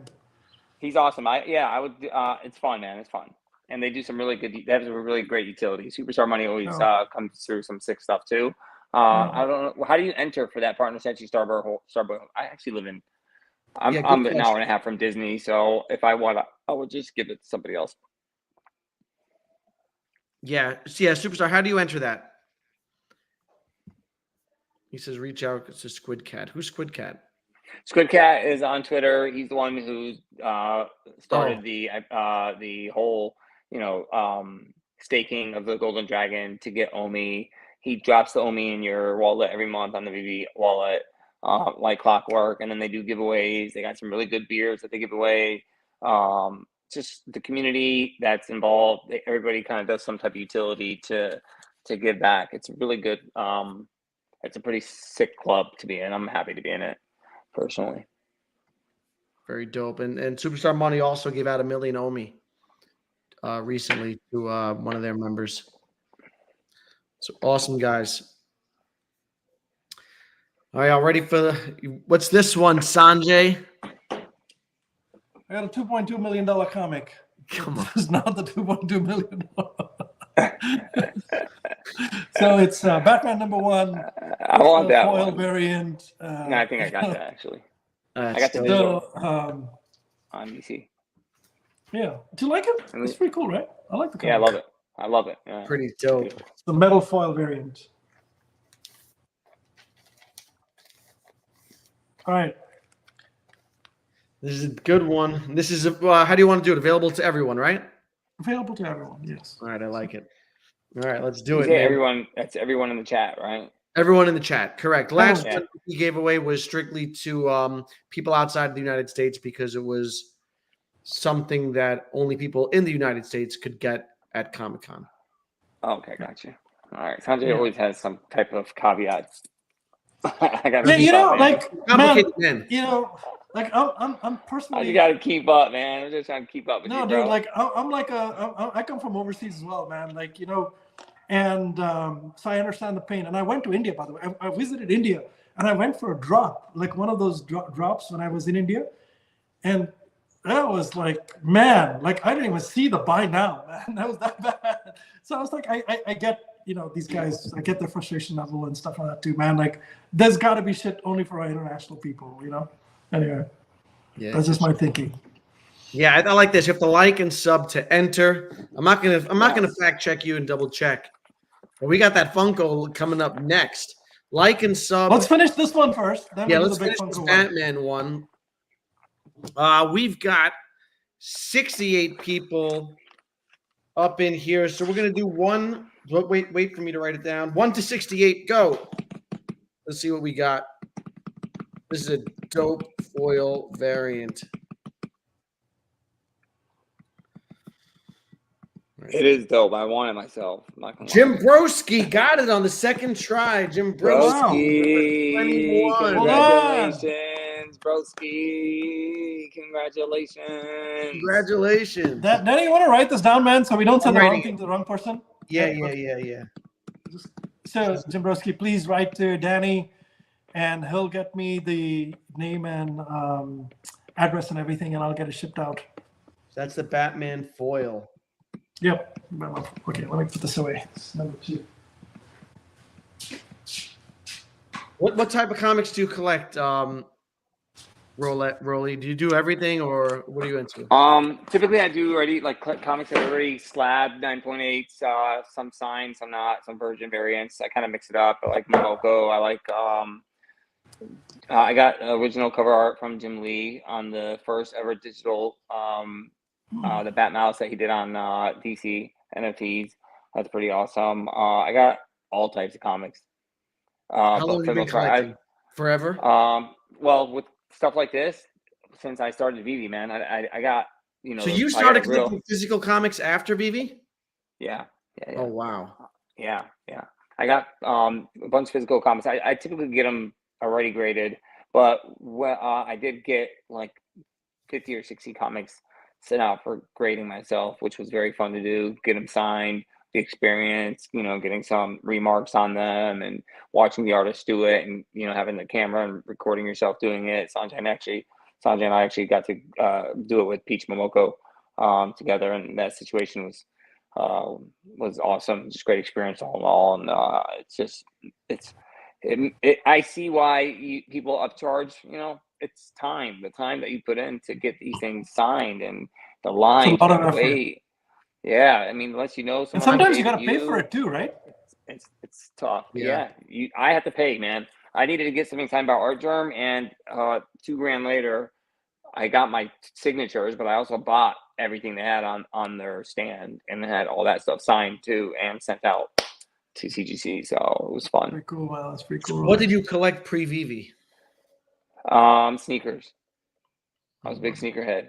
I was at the right place at the right time, man. I was just hitting drops left and right, and on exclusive shoes, and I just got to the point where I had 400 plus pairs, and couldn't just keep that. I ran out of space, needed more space. You got So some Red Octobers? yeah, I had a pair of those at one point, man. Yeah, Sold I them? yeah, I got rid of them. I have a family member that has a sneaker shop, and the market was insane, man. But these Yeah, I shoes, know, it was you would super hot. hit, these Virgils for like $100. I've talked about this before, and they were selling for like 1,600. May he rest in peace, man. He was a great artist. But yeah, it was just good timing, and I just kind of gave it to him, and he got rid of it all quick. He still has some stuff, but I like the digital side because, again, space wise, even with physical, I'm catching myself running out of space, man. I have boxes everywhere. Finding the time to get things organized, get things framed that need to be properly framed. You got to make time for that, and you got to travel, and it's a lot of work, Yeah. but it's fun. It's fun. It is a lot of fun. It is. Omar said, I what's enjoy with the numbers? We're doing some giveaways here, Omar. Sanjay's gave out a couple comics. Rolly gave out a couple comics, and now Rolly's about to give away a physical Funko Common. The OG, the original. How many of those did you buy? I saw you unbox some of them on what was that the Will Goes Meta channel? Yeah, 16 of them. And did you open them all? Basically, yeah, I opened them all. Did you hit anything dope? I got a lot of good ones. I mean, say 9 of the 16 were, probably 10 of the 16 were dope. The other 6 commons, random mints, but I'm trying to get the set of a specific mint number. I got 1 left to get, so hopefully I can get it. Yeah. All right, let's do it. Let's do it. 1 to 70. Let's go. 1 to 70. Right, 70 people. Let's go. 70 people. Let's go. This is great, About man. the This is energy. great. Really, About the energy. that's a really nice one. Let's too, man. go. Let's go. Yes. Come on. Let's win it. It's all about the energy, the law of attraction. Who wants it the most? We got it. You Omar have to got it. guess Omar what just Rolly's got number here. Omar just got here. Danny's He number. got 69. Wow. That's insane. Had to do it. Omar. Wow. Congrats, Omar. Well done, Omar. Love it, man. Wow. Love it. You What's nailed with it. the numbers, he says. There you go. Definitely That's got in what's Danny's with head. That's what's with the numbers, brother. Congrats. Boom. By the way, anybody get their San Diego Comic-Con tickets done? They already released? Yeah. Sold It just out. came out, man. So I got Thursday and Sunday. So I got the 2 outside days. I'll hunt down Friday and Saturday when it's the right time, right You'll price. get 'em. Yeah, You'll I'm get in 'em San there. Diego, man. Easy. Yeah. When Is is that my Mr. MC1 party going down in San Diego, man? Yeah, You what guys are better be the ready for it. Did you go there Let's last go. year, Sanjay? No, my first time in San Diego. So Mine first too. time We're in gonna have San a Diego lot of Comic Con. fun. I've been to San Diego several times. But yeah, super excited, man. We're gonna tear it down, man. We're gonna tear it down there. Yeah. What it's gonna be a lot of are fun. the dates for San Diego? It's July July something. July fun something. July fun day. No, it's gonna be, man. Rolly, you got your tickets and shit, man. Like, get your tickets done, man. Don't I got delay. my tickets, dude. I got tickets for me and my wife Thursday, Friday, Saturday, Sunday. Done, locked in, wrapped up. Awesome, perfect. I gotta book my flights. I'm book a hotel. We'll figure that all out. Just let me know where you're staying. We'll probably, Yeah, we'll coordinate. I'll shoot you a DM or something. Is anyone going to Paris? I would love to, man. I really want to. Just the time, unfortunately, I don't have the time. Just a friendly reminder for anybody that forgot, and since we have been talking about Veve, there will be a temporary shutdown of the Veve app for standard maintenance from approximately 11:30 p.m. Pacific Standard Time, Wednesday, the 22nd of November, 2:30 a.m. PT, Thursday, November 23rd. Just the time from previous update. That's a nice PSA. Yep. So we'll do some merch for the San Diego event too. Rolex. We'll do something fun, man. Yeah. Something super cool for San Diego. Spectacular. Let's do something spectacular. Yeah, man. San Diego's we're gonna let it be spectacular. We're gonna be let it turn heads like. Yeah. I think the whole party is going to be themed around Omi this time, man. Last time we did the whole gold logo thing, right? Okay. I like that. Man. We're going to talk about the Omi. Freaking the whole thing is going to be a red O, man. It'd be dope. We need to drop an ONFT, digital collectible. Yeah. We'll do like a special custom NFT on or off Veve platform for that event, and we'll freaking everybody, we'll do a whole red O thing. We'll paint that whole freaking town like a red O kind of thing. Yeah. Fogash. I'm drinking Malbec over here. I'm Maroni here. Be right back. All right, relax. That's fun, man. Denny, I like your space, man. I like chill, super chill, man. We always drink, but at the end of the night, we've already freaking given away a lot of shit. Like last time, I think I gave away like a couple grand worth of stuff last time, man. It was wild. You gave out some good stuff, man. You gave out a few nice. But now it's all lying upstairs now, so I kind of. Well, you did this on purpose. You would, the boxes and find something and whatever. I was like, how big is your collection? Not that big, man. I have like about 1,000 some comics. Probably about 50 to 70 graded ones. But I have a decent collection. I mean, I have some good stuff. Like I have Peach Momoko's first, comic for Marvel ever. It's called Marvel Rising 1 from 2015 or 15, I think. Her first comic ever, CGC 9.8. I have that one. I have New Mutants 98, first appearance of Deadpool 9.8, and New Stand Edition. So that one's a really good one. Ultimate Fallout 4. Big shout out to Comics and Crypto, man. They helped me along with Elite Comics. They helped me get that one. They hunted it down for me. That was really cool. I got a good deal from them as well. So, these guys are good, man. We have some really good comic people here, man. Elite Comics, and Elite Comics and Comics and Crypto. Sean and Spencer, man, they're super. Like, if you ever want to get a comic, go to them, man. They'll hook you up with a deal. Next. By the way, a lot of amazing people came to the Veve party in New York. Danny, the Golden guys, right? You've seen the Netflix series, the Golden collectibles kind of people, right? Golden kind of auction and stuff. No, those guys, man, they were there. They were all there, man. They had like multiple employees there at the event, my party. Who are they? They work for Golden. Golden is that they're like heritage auctions, right? Yeah.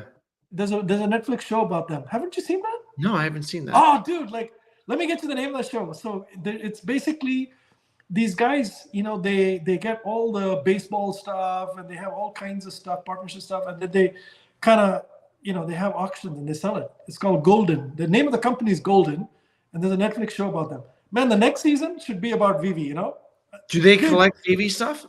What? Do they collect Veve stuff? I don't know about that, man. But they came to the Veve party. It's your party, brother. Yeah, they came to my party, man. So how do they end up at your party? You don't know if they collect Veve stuff. They're doing something with them. Sean and Spencer have something going on with Golden guys. So they came to our to my party for sure. Got you. And then we had eBay there too. This guy brought them. Al brought eBay to my party too. So like the senior guys. So there's some something brewing, dude. Like I have no idea what's going on. I saw But the I eBay saw these. people on Thursday also. Yeah, well, these guys walked into my party. I was like, so I'm kind of particular about who comes in. I have a list, and I freaking Yeah. prepared that list for like several months. You 3 threw months. like 7 people out, I saw. Yeah, like like it's a very exclusive party, dude. Like you're not allowed, right? If you're not allowed, you're not. If you're not on the list, you're not allowed. So these guys from eBay walk in. I'm like, I don't recognize you. Who are you? You're not on the list. So then they tell me we came with Al. I'm like, oh really? Let me go ask Al. And then they're like, oh okay, this is like a pretty senior guy from eBay.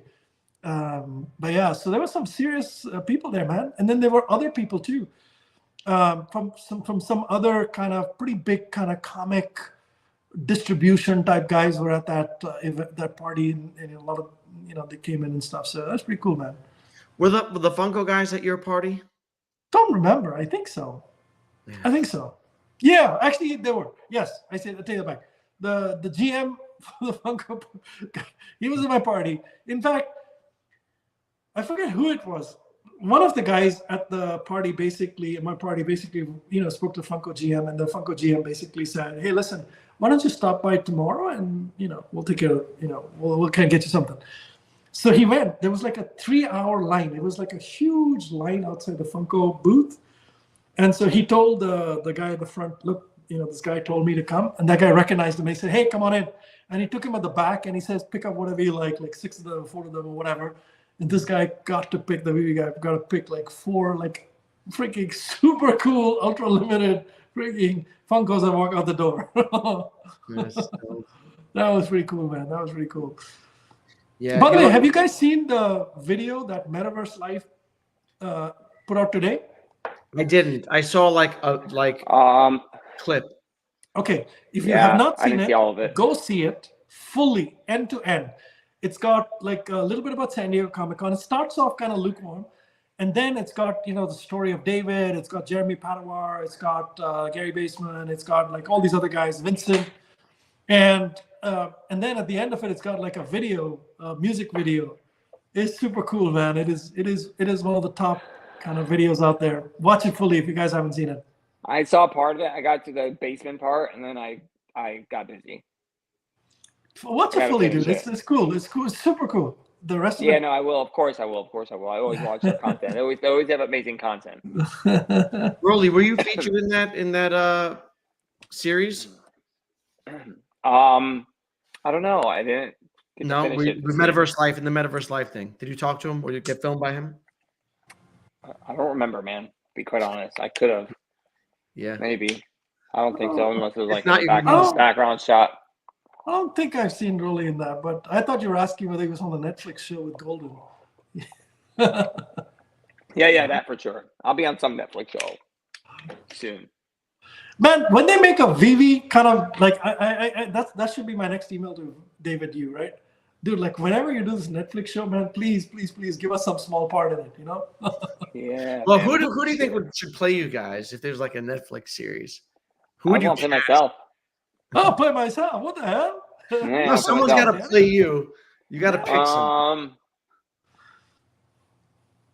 I'm gonna pick Ben Stiller to play me. I think. Yeah, that'd be pretty cool. Him or DiCaprio? I don't know. I can't pick.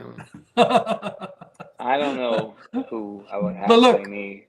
You heard it here first, man. I think there will be a Veve show on Netflix at some point in time, or Amazon Prime. With the story of David Yu and Dan Crothers and Veve. And, I don't know if they'll feature Omi in that specific one or not, whether that'll be a separate one or not. But I think there's going to be a total that'll be an epic thing. People will watch it. It'll be amazing. And that'll bring people in. That'll be the best freaking marketing ever. And they get paid for the damn thing too. That would be insane. Yeah. The question: what will the ending of the story be? Don't know, man. Like we got to figure out something, man. There is no ending. We continue on. It's a series. It's like season 2. Wait for season 2. Keep going. Yeah, it's got to be a series. It can't be a movie. It's got to be a series. Man, they got to have like a Mr. MC1 party in there, right? With all these guys freaking drinking and shit. The first one it's got to be in it, right? Season 2, win MCP. Soon. Hashtag OUP. plus MCP. Season 3 OUP. Can it be? Rolly, that was funny. The show writes itself. Oh, it's so funny. Rolly, what are you going to spend your MCP points on, man?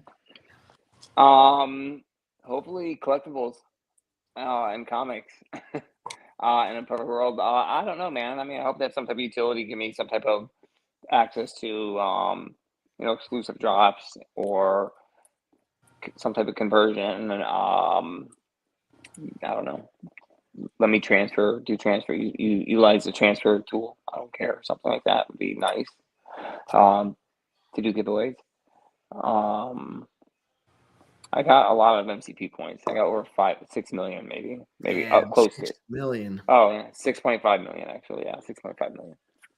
I get 13 to 14,000 a day. I would say Walt. I would say Walt. I would go for a Walt there too. Yeah, man. Walt for sure, man. It's incredible. You know, in Veveverse, the golden moments shine, man. They shine like shit, man. Like, I don't know how many times I've told people Shine that. like shit. Yeah, It's so weird, you know, how like you different wanna go and shine it too. You know, like literally, Polish. it's like I don't. It does, like, man. when you come It's into weird. my Veveverse, don't touch my golden moments. I don't want your grubby fingerprints on it. You know what I mean? Fingerprints, no fingerprints on it. Yeah, it's Yeah, there you go, man. Shine it, shine it. It's mesmerizing how it shines, Mesmerizing. man. Oof. It's mesmerizing. Yeah. And you put the lighting on it.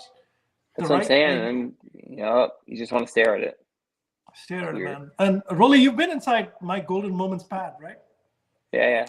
What did you think, man? Yeah. Badass, man. Bad to the bone. Did you Good. actually go Is it close good? and see the partner statue? Yeah. Reflection in any one of those?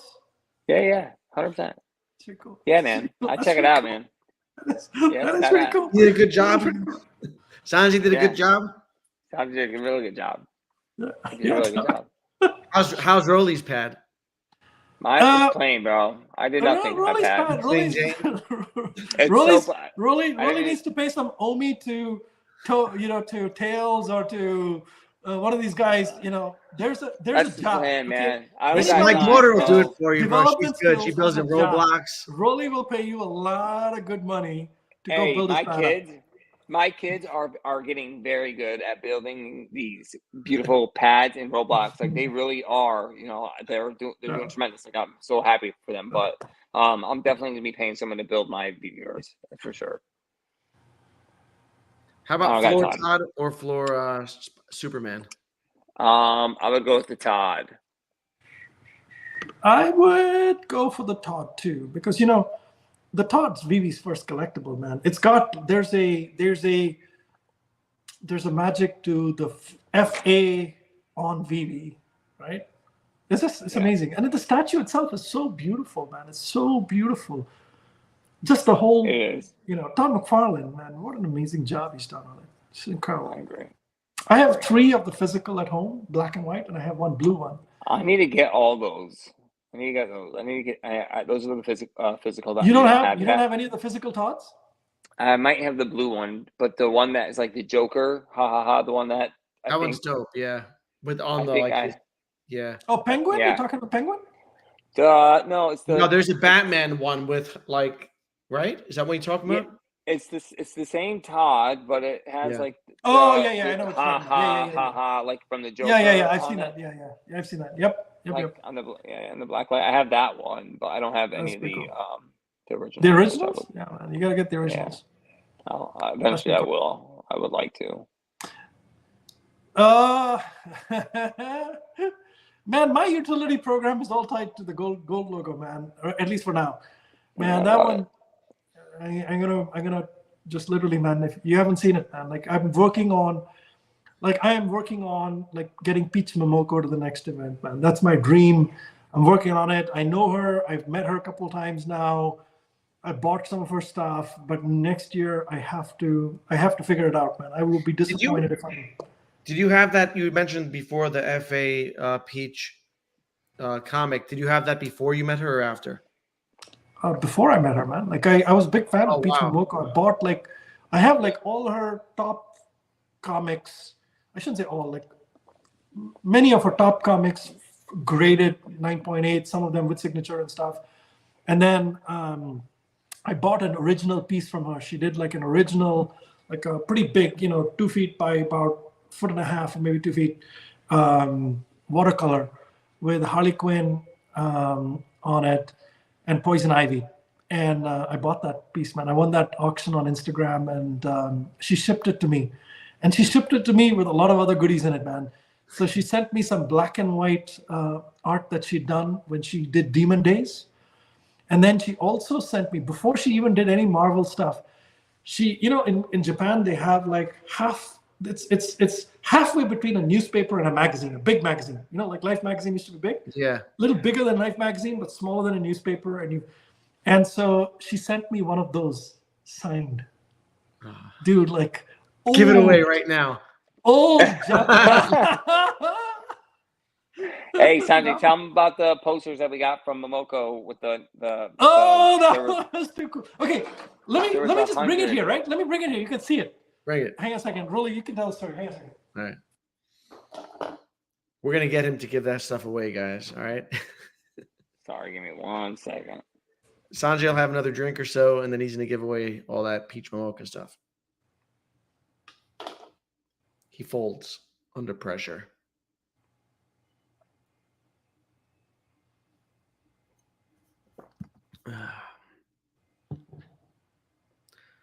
Nice. Yeah, the hats came from Sanjay had them made for the second night. The party that he threw in New York City, he was the gold logo. Yet you needed a gold logo to get in. And he had hats made with matching mint numbers for people attending. So she sent me this, man. That's dope. Oh, wow. All of these. She was amazing, man. Amazing.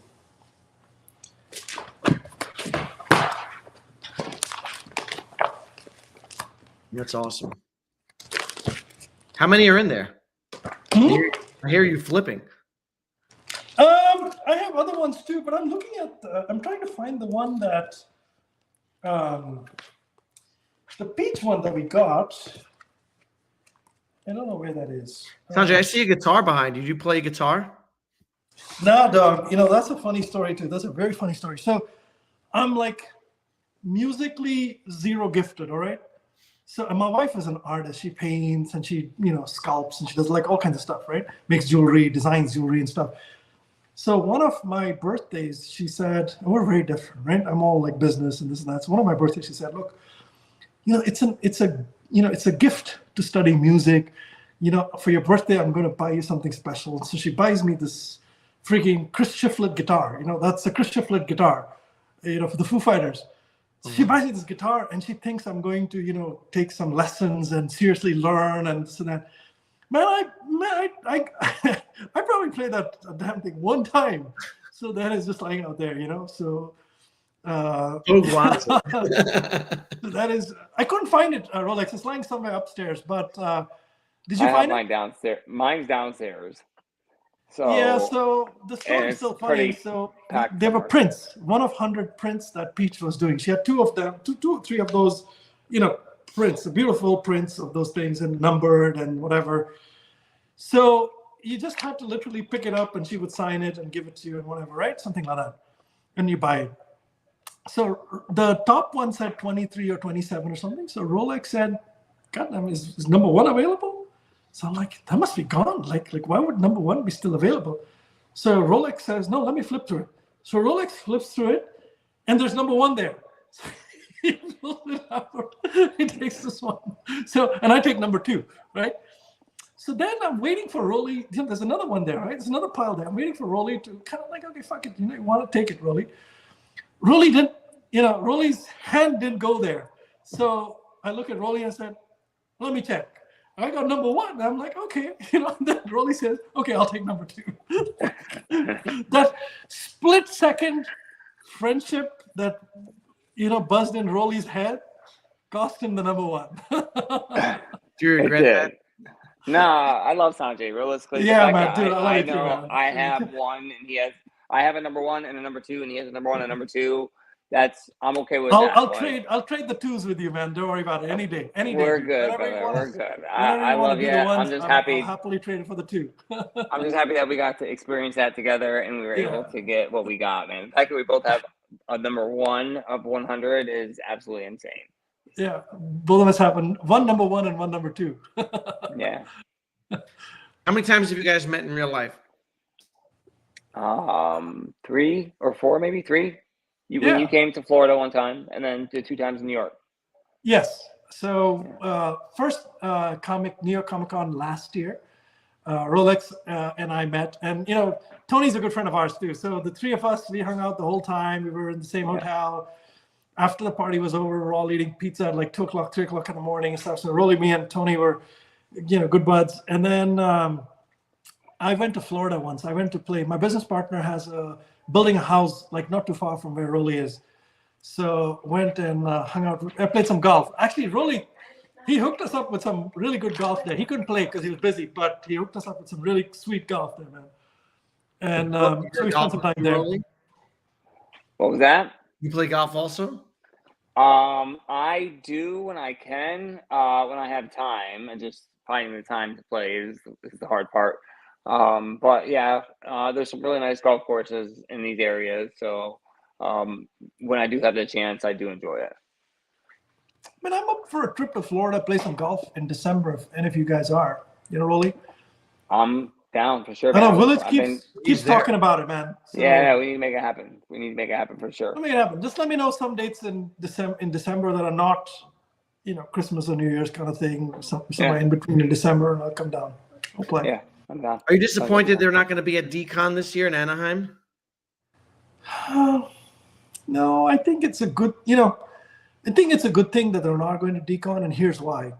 Look, if Veve does San Diego Comic-Con, New York Comic-Con, and Decon, and they haven't done a damn thing in any other country, now that's not nice. So optically, just to kind of, I think doing Paris or whatever, Auxerre, instead of Decon is actually, they're trading out Decon for that. And also Decon's too close to Christmas and stuff, but I don't think it's a bad idea. I actually have Decon tickets, by the way. I'll give it so I have a VIP ticket for Decon. I'm not going. Most likely I'm not going, but I'll give it away. In the next couple of days, if anybody is unable to get into Decon, just hit me up. I'll just give it to you, man. Like whoever wants it, You bought it in case Veve went there? Say it again? Did you buy it in case Veve went there? I wanted to go too. Last time I went to Decon, I really enjoyed meeting a lot of the artists there. Number one, because it's more art focused as opposed to, Marvel, Disney kind of stuff.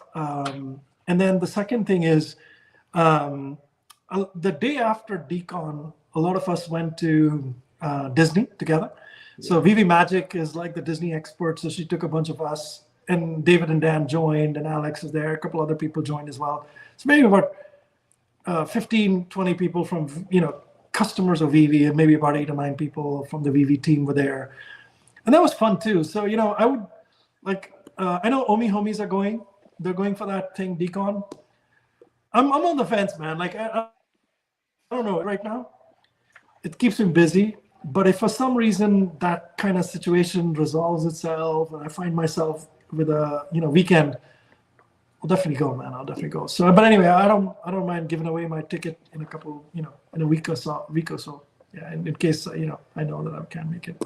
Yeah, in Vegas in 24 would be absolutely. Yes. Oh, yes. yeah. Yes. Let that happen. Yeah. Let that happen. Do we know what time? Yes. When is that going to be? Do we know?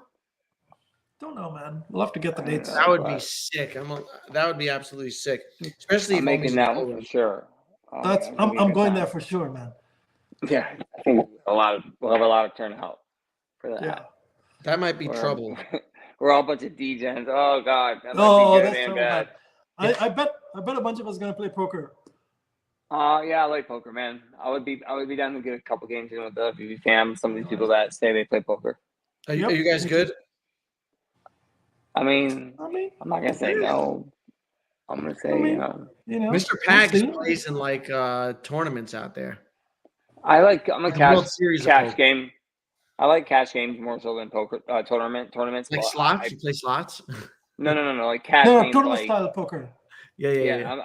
I He doesn't like tournament style. I get kind of impatient with tournament style, so I like cash games. So let's throw some cash on the table and just run it. Oh. Yeah. You guys play craps or anything like that? Not I really don't a play craps, gambler. but I want to learn. I used I to play everything else. play, but I kind of get lost in the sauce, so I kind of tend to stick to poker and blackjack. I play poker, Pyga poker, blackjack. I play all the other games there, man. But I haven't learned craps. I want to learn craps. Maybe. Oh, Mr. 41, how are you, man? This is another rock star dude, man. We partied with Mr. 41 in New York, man. Oh, he is a scholar and a legend, and he is definitely world class, man. Great guy. This, I love him. The Veve community, man, is insane, man. It's super cool. When you think about the people and the Veve community, it's absolutely amazing. Amazing. Who are your top 5 Veve community members? Go. That fucking, you're gonna get me in trouble here, man. But Rolex and I are brothers, right? So that Rolex number 1. All right. Tony, brother. Tony, very, very close friend as well. I'm not gonna finish the fucking list for you, man. There's like a lot of people, man. It's no fight. It's not fight. That list is bigger, man. It is, man. It's a big list. Equally love them, kind of thing. Mr. 41 is on the list. Yeah, Michael Campa's on that list. 100%. These guys are insane. Veve Darklink is on. You're on the list, man. You're on the list. You're just saying that. We partied with you quite a few times. I got love. So I got love for so many people in this community. So many people, man. So many people. So many people, dude. Like, there's so many amazing people. I'm telling you, man. And there are people. Vibesman, he's so cool, man. Comics and Crypto. Yeah. Who else? Sleepin', man. Sleepin' is amazing. Yeah, Sleepin's like, I love Sleepin'. He's so He's amazing. Down to earth. Veve Magic, all the way up there. I love Veve Magic. Casey, amazing. Randy Chavez, Foster. They're all, they're Adam says not people, Foster. Oh, come on. Don't say that. Foster, cool dude, man. That's not nice, He's our community Adam. manager. We're going to ride Foster hard, man. We're going to show him a lot of love, but we're going to ride him hard. Now a team member. He's on the other side now, man. We're going to is that weird now? Yeah. It's like Foster. We're going to ride Foster super hard now, man. Like Foster. He's a company man. Getting there. But yeah, and just amazing people, man. Who else, man? There's like so many. Dr. Prophet's amazing. He's an amazing guy, man. He's super nice. He is. Agreed. I met Prophet over on Thursday night, and he was there Friday also at your party.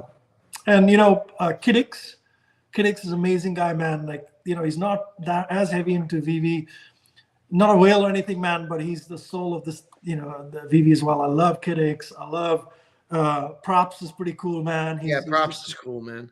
The other one, I like E-Boogie, man. Follow me. E-Boogie is absolutely amazing. E-Boogie's awesome, man. He's a great person, man. Him and his wife are probably one of the few people that have been to every kind of event, man, except the European one. They've been to every. And the other ones are Shaki and Kermit and Donkey Gooch. They've been to literally everyone, I think. They're amazing. Omi Homies, they've been Janie, man. They're my Dallas peeps. I love them. Tina and Rudy, man. God, man. Amazing. And their kids too, man. They're part of our peeps, They got me. They got me on the little birthday thing, man. That was fun. Yeah. And O'Milly. Yeah, dog. Like O'Milly. I love O'Milly, man. Big shout out to O'Milly, man. He'd be holding on in spaces like no other. Veve Fan Band. Veve Fan Band. Yeah, she man. Like my party in Decon, she did more work than me, man. She kind of argued with them, fixed the thing, collected the tickets, this, that, and the other, man. Like, Veve Fan Band, so awesome. Tammy's amazing. There's so many people, man. Like, like literally, like I have a list now. So I have my first New York Comic-Con party list. I have my Decon party list of all my West Coast people, 280 people, something in Sanjay West Coast. has the list of all lists. I have the list. I have the list. You got I have a better list than Veve, actually, because I have all the other socials and shit like that too. And then I have the New York Comic-Con list from this time. Just amazing. Emoji, man. Emoji's an amazing guy. He did the music. He's done the music for both my events. and the guy works so hard, man. You know, Getsy, amazing guy. Who else, man? There's so many. Jay Green. There's like, man, our community. You can keep going on, man. Best Like of you the got me best of the started, best man. of the best of the best, man. It's unreal. Everybody, man. Everybody. This Veve community, man, top quality. This is like an A+ freaking community. A+. A+. And we have some amazing women in our Veve community as well, man. Oh, Miss Gecko, amazing. Right? Look at her, man. She's so awesome. Yeah, she's amazing. Yeah, Veve Fox. Magic. Veve Fox, amazing. Yep. KT, awesome. Yeah, I mean, and they all know how to party, man. They all party hard. the whole Veve fam party hard. This is the Veve fam. Yeah, Veve fam, man. Cheers to y'all. Got Dr. Stuff, cool guy, man. Crypto Rain, cool guy. Jordan Riz, all the homies. Jordan Riz. I want to party with Jordan Riz IRL, man. If you're listening, yeah, he's in Australia, so that's quite a flight. Dude, I'm pretty sure Omi would do a little better by then. You know, like, dude, you gotta come to San Diego, man. All of you people who are in Asia Pacific, man, come down to San Diego, man. It's gonna be an awesome party. And Mark, we're gonna be there. Mark. Yeah. Mark, I love Mark, bro. Mark's awesome. Oh, Mark, amazing, yeah, right. Mark's amazing. New York, he was a good time, man, and we both got gifted something special from David, which was cool, awesome. Mo, very cool. That's Nino Blue, man. There's some Batcal folks as well, man. Nino Blue, Steph, your staff is amazing. They're all amazing people, man. Like they're all part of the fam. Like literally, I think whenever I throw a party for New York, I have a list of 200 people who are auto invite.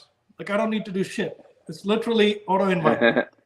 And then it's like, okay, who else is new and who else we need to call or somebody's guest or whatever, right? Get this info, get that info. And the artists are also in our community, man. Like Mumbat, she's part of Veve fam. Jason Naylor, like literally, man, like when I write to them, immediately, if I tell them it's a Veve event, please, would you consider coming? Yes.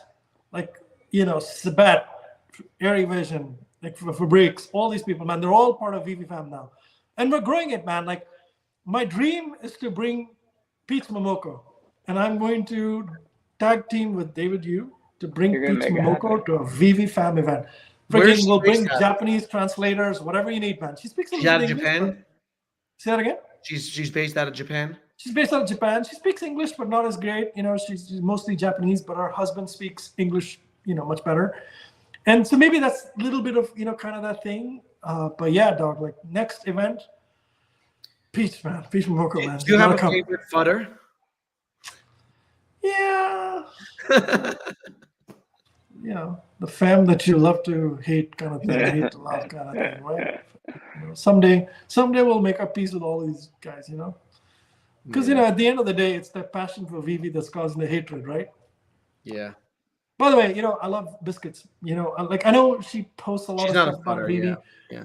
She is very bright. She's very sharp. She's a brilliant artist, and she means well. So, someday she'll be one of Veve's biggest fans again. Once we're past some of these roadblocks. Yeah, I want to get Biscuits on the channel. I'd asked her for tonight, but she's busy. Her 3D art prints are amazing. I have a lot of respect for Biscuits, man. A lot of respect for her. Yeah. I know people troll her and stuff like that, but don't do that, guys. She's amazing. She's awesome. Because she's constructive with her criticism. Yeah, it's constructive. She doesn't come from a place of like. I think there are people who are malicious or mean-spirited or trying to like keep you when you're down, sort of thing. And there are people who genuinely like. Yeah. Falls in the bucket of repetitively constructive. If that's a word. Say it again. Repetitively constructive. But she means well, so I love Biscuits.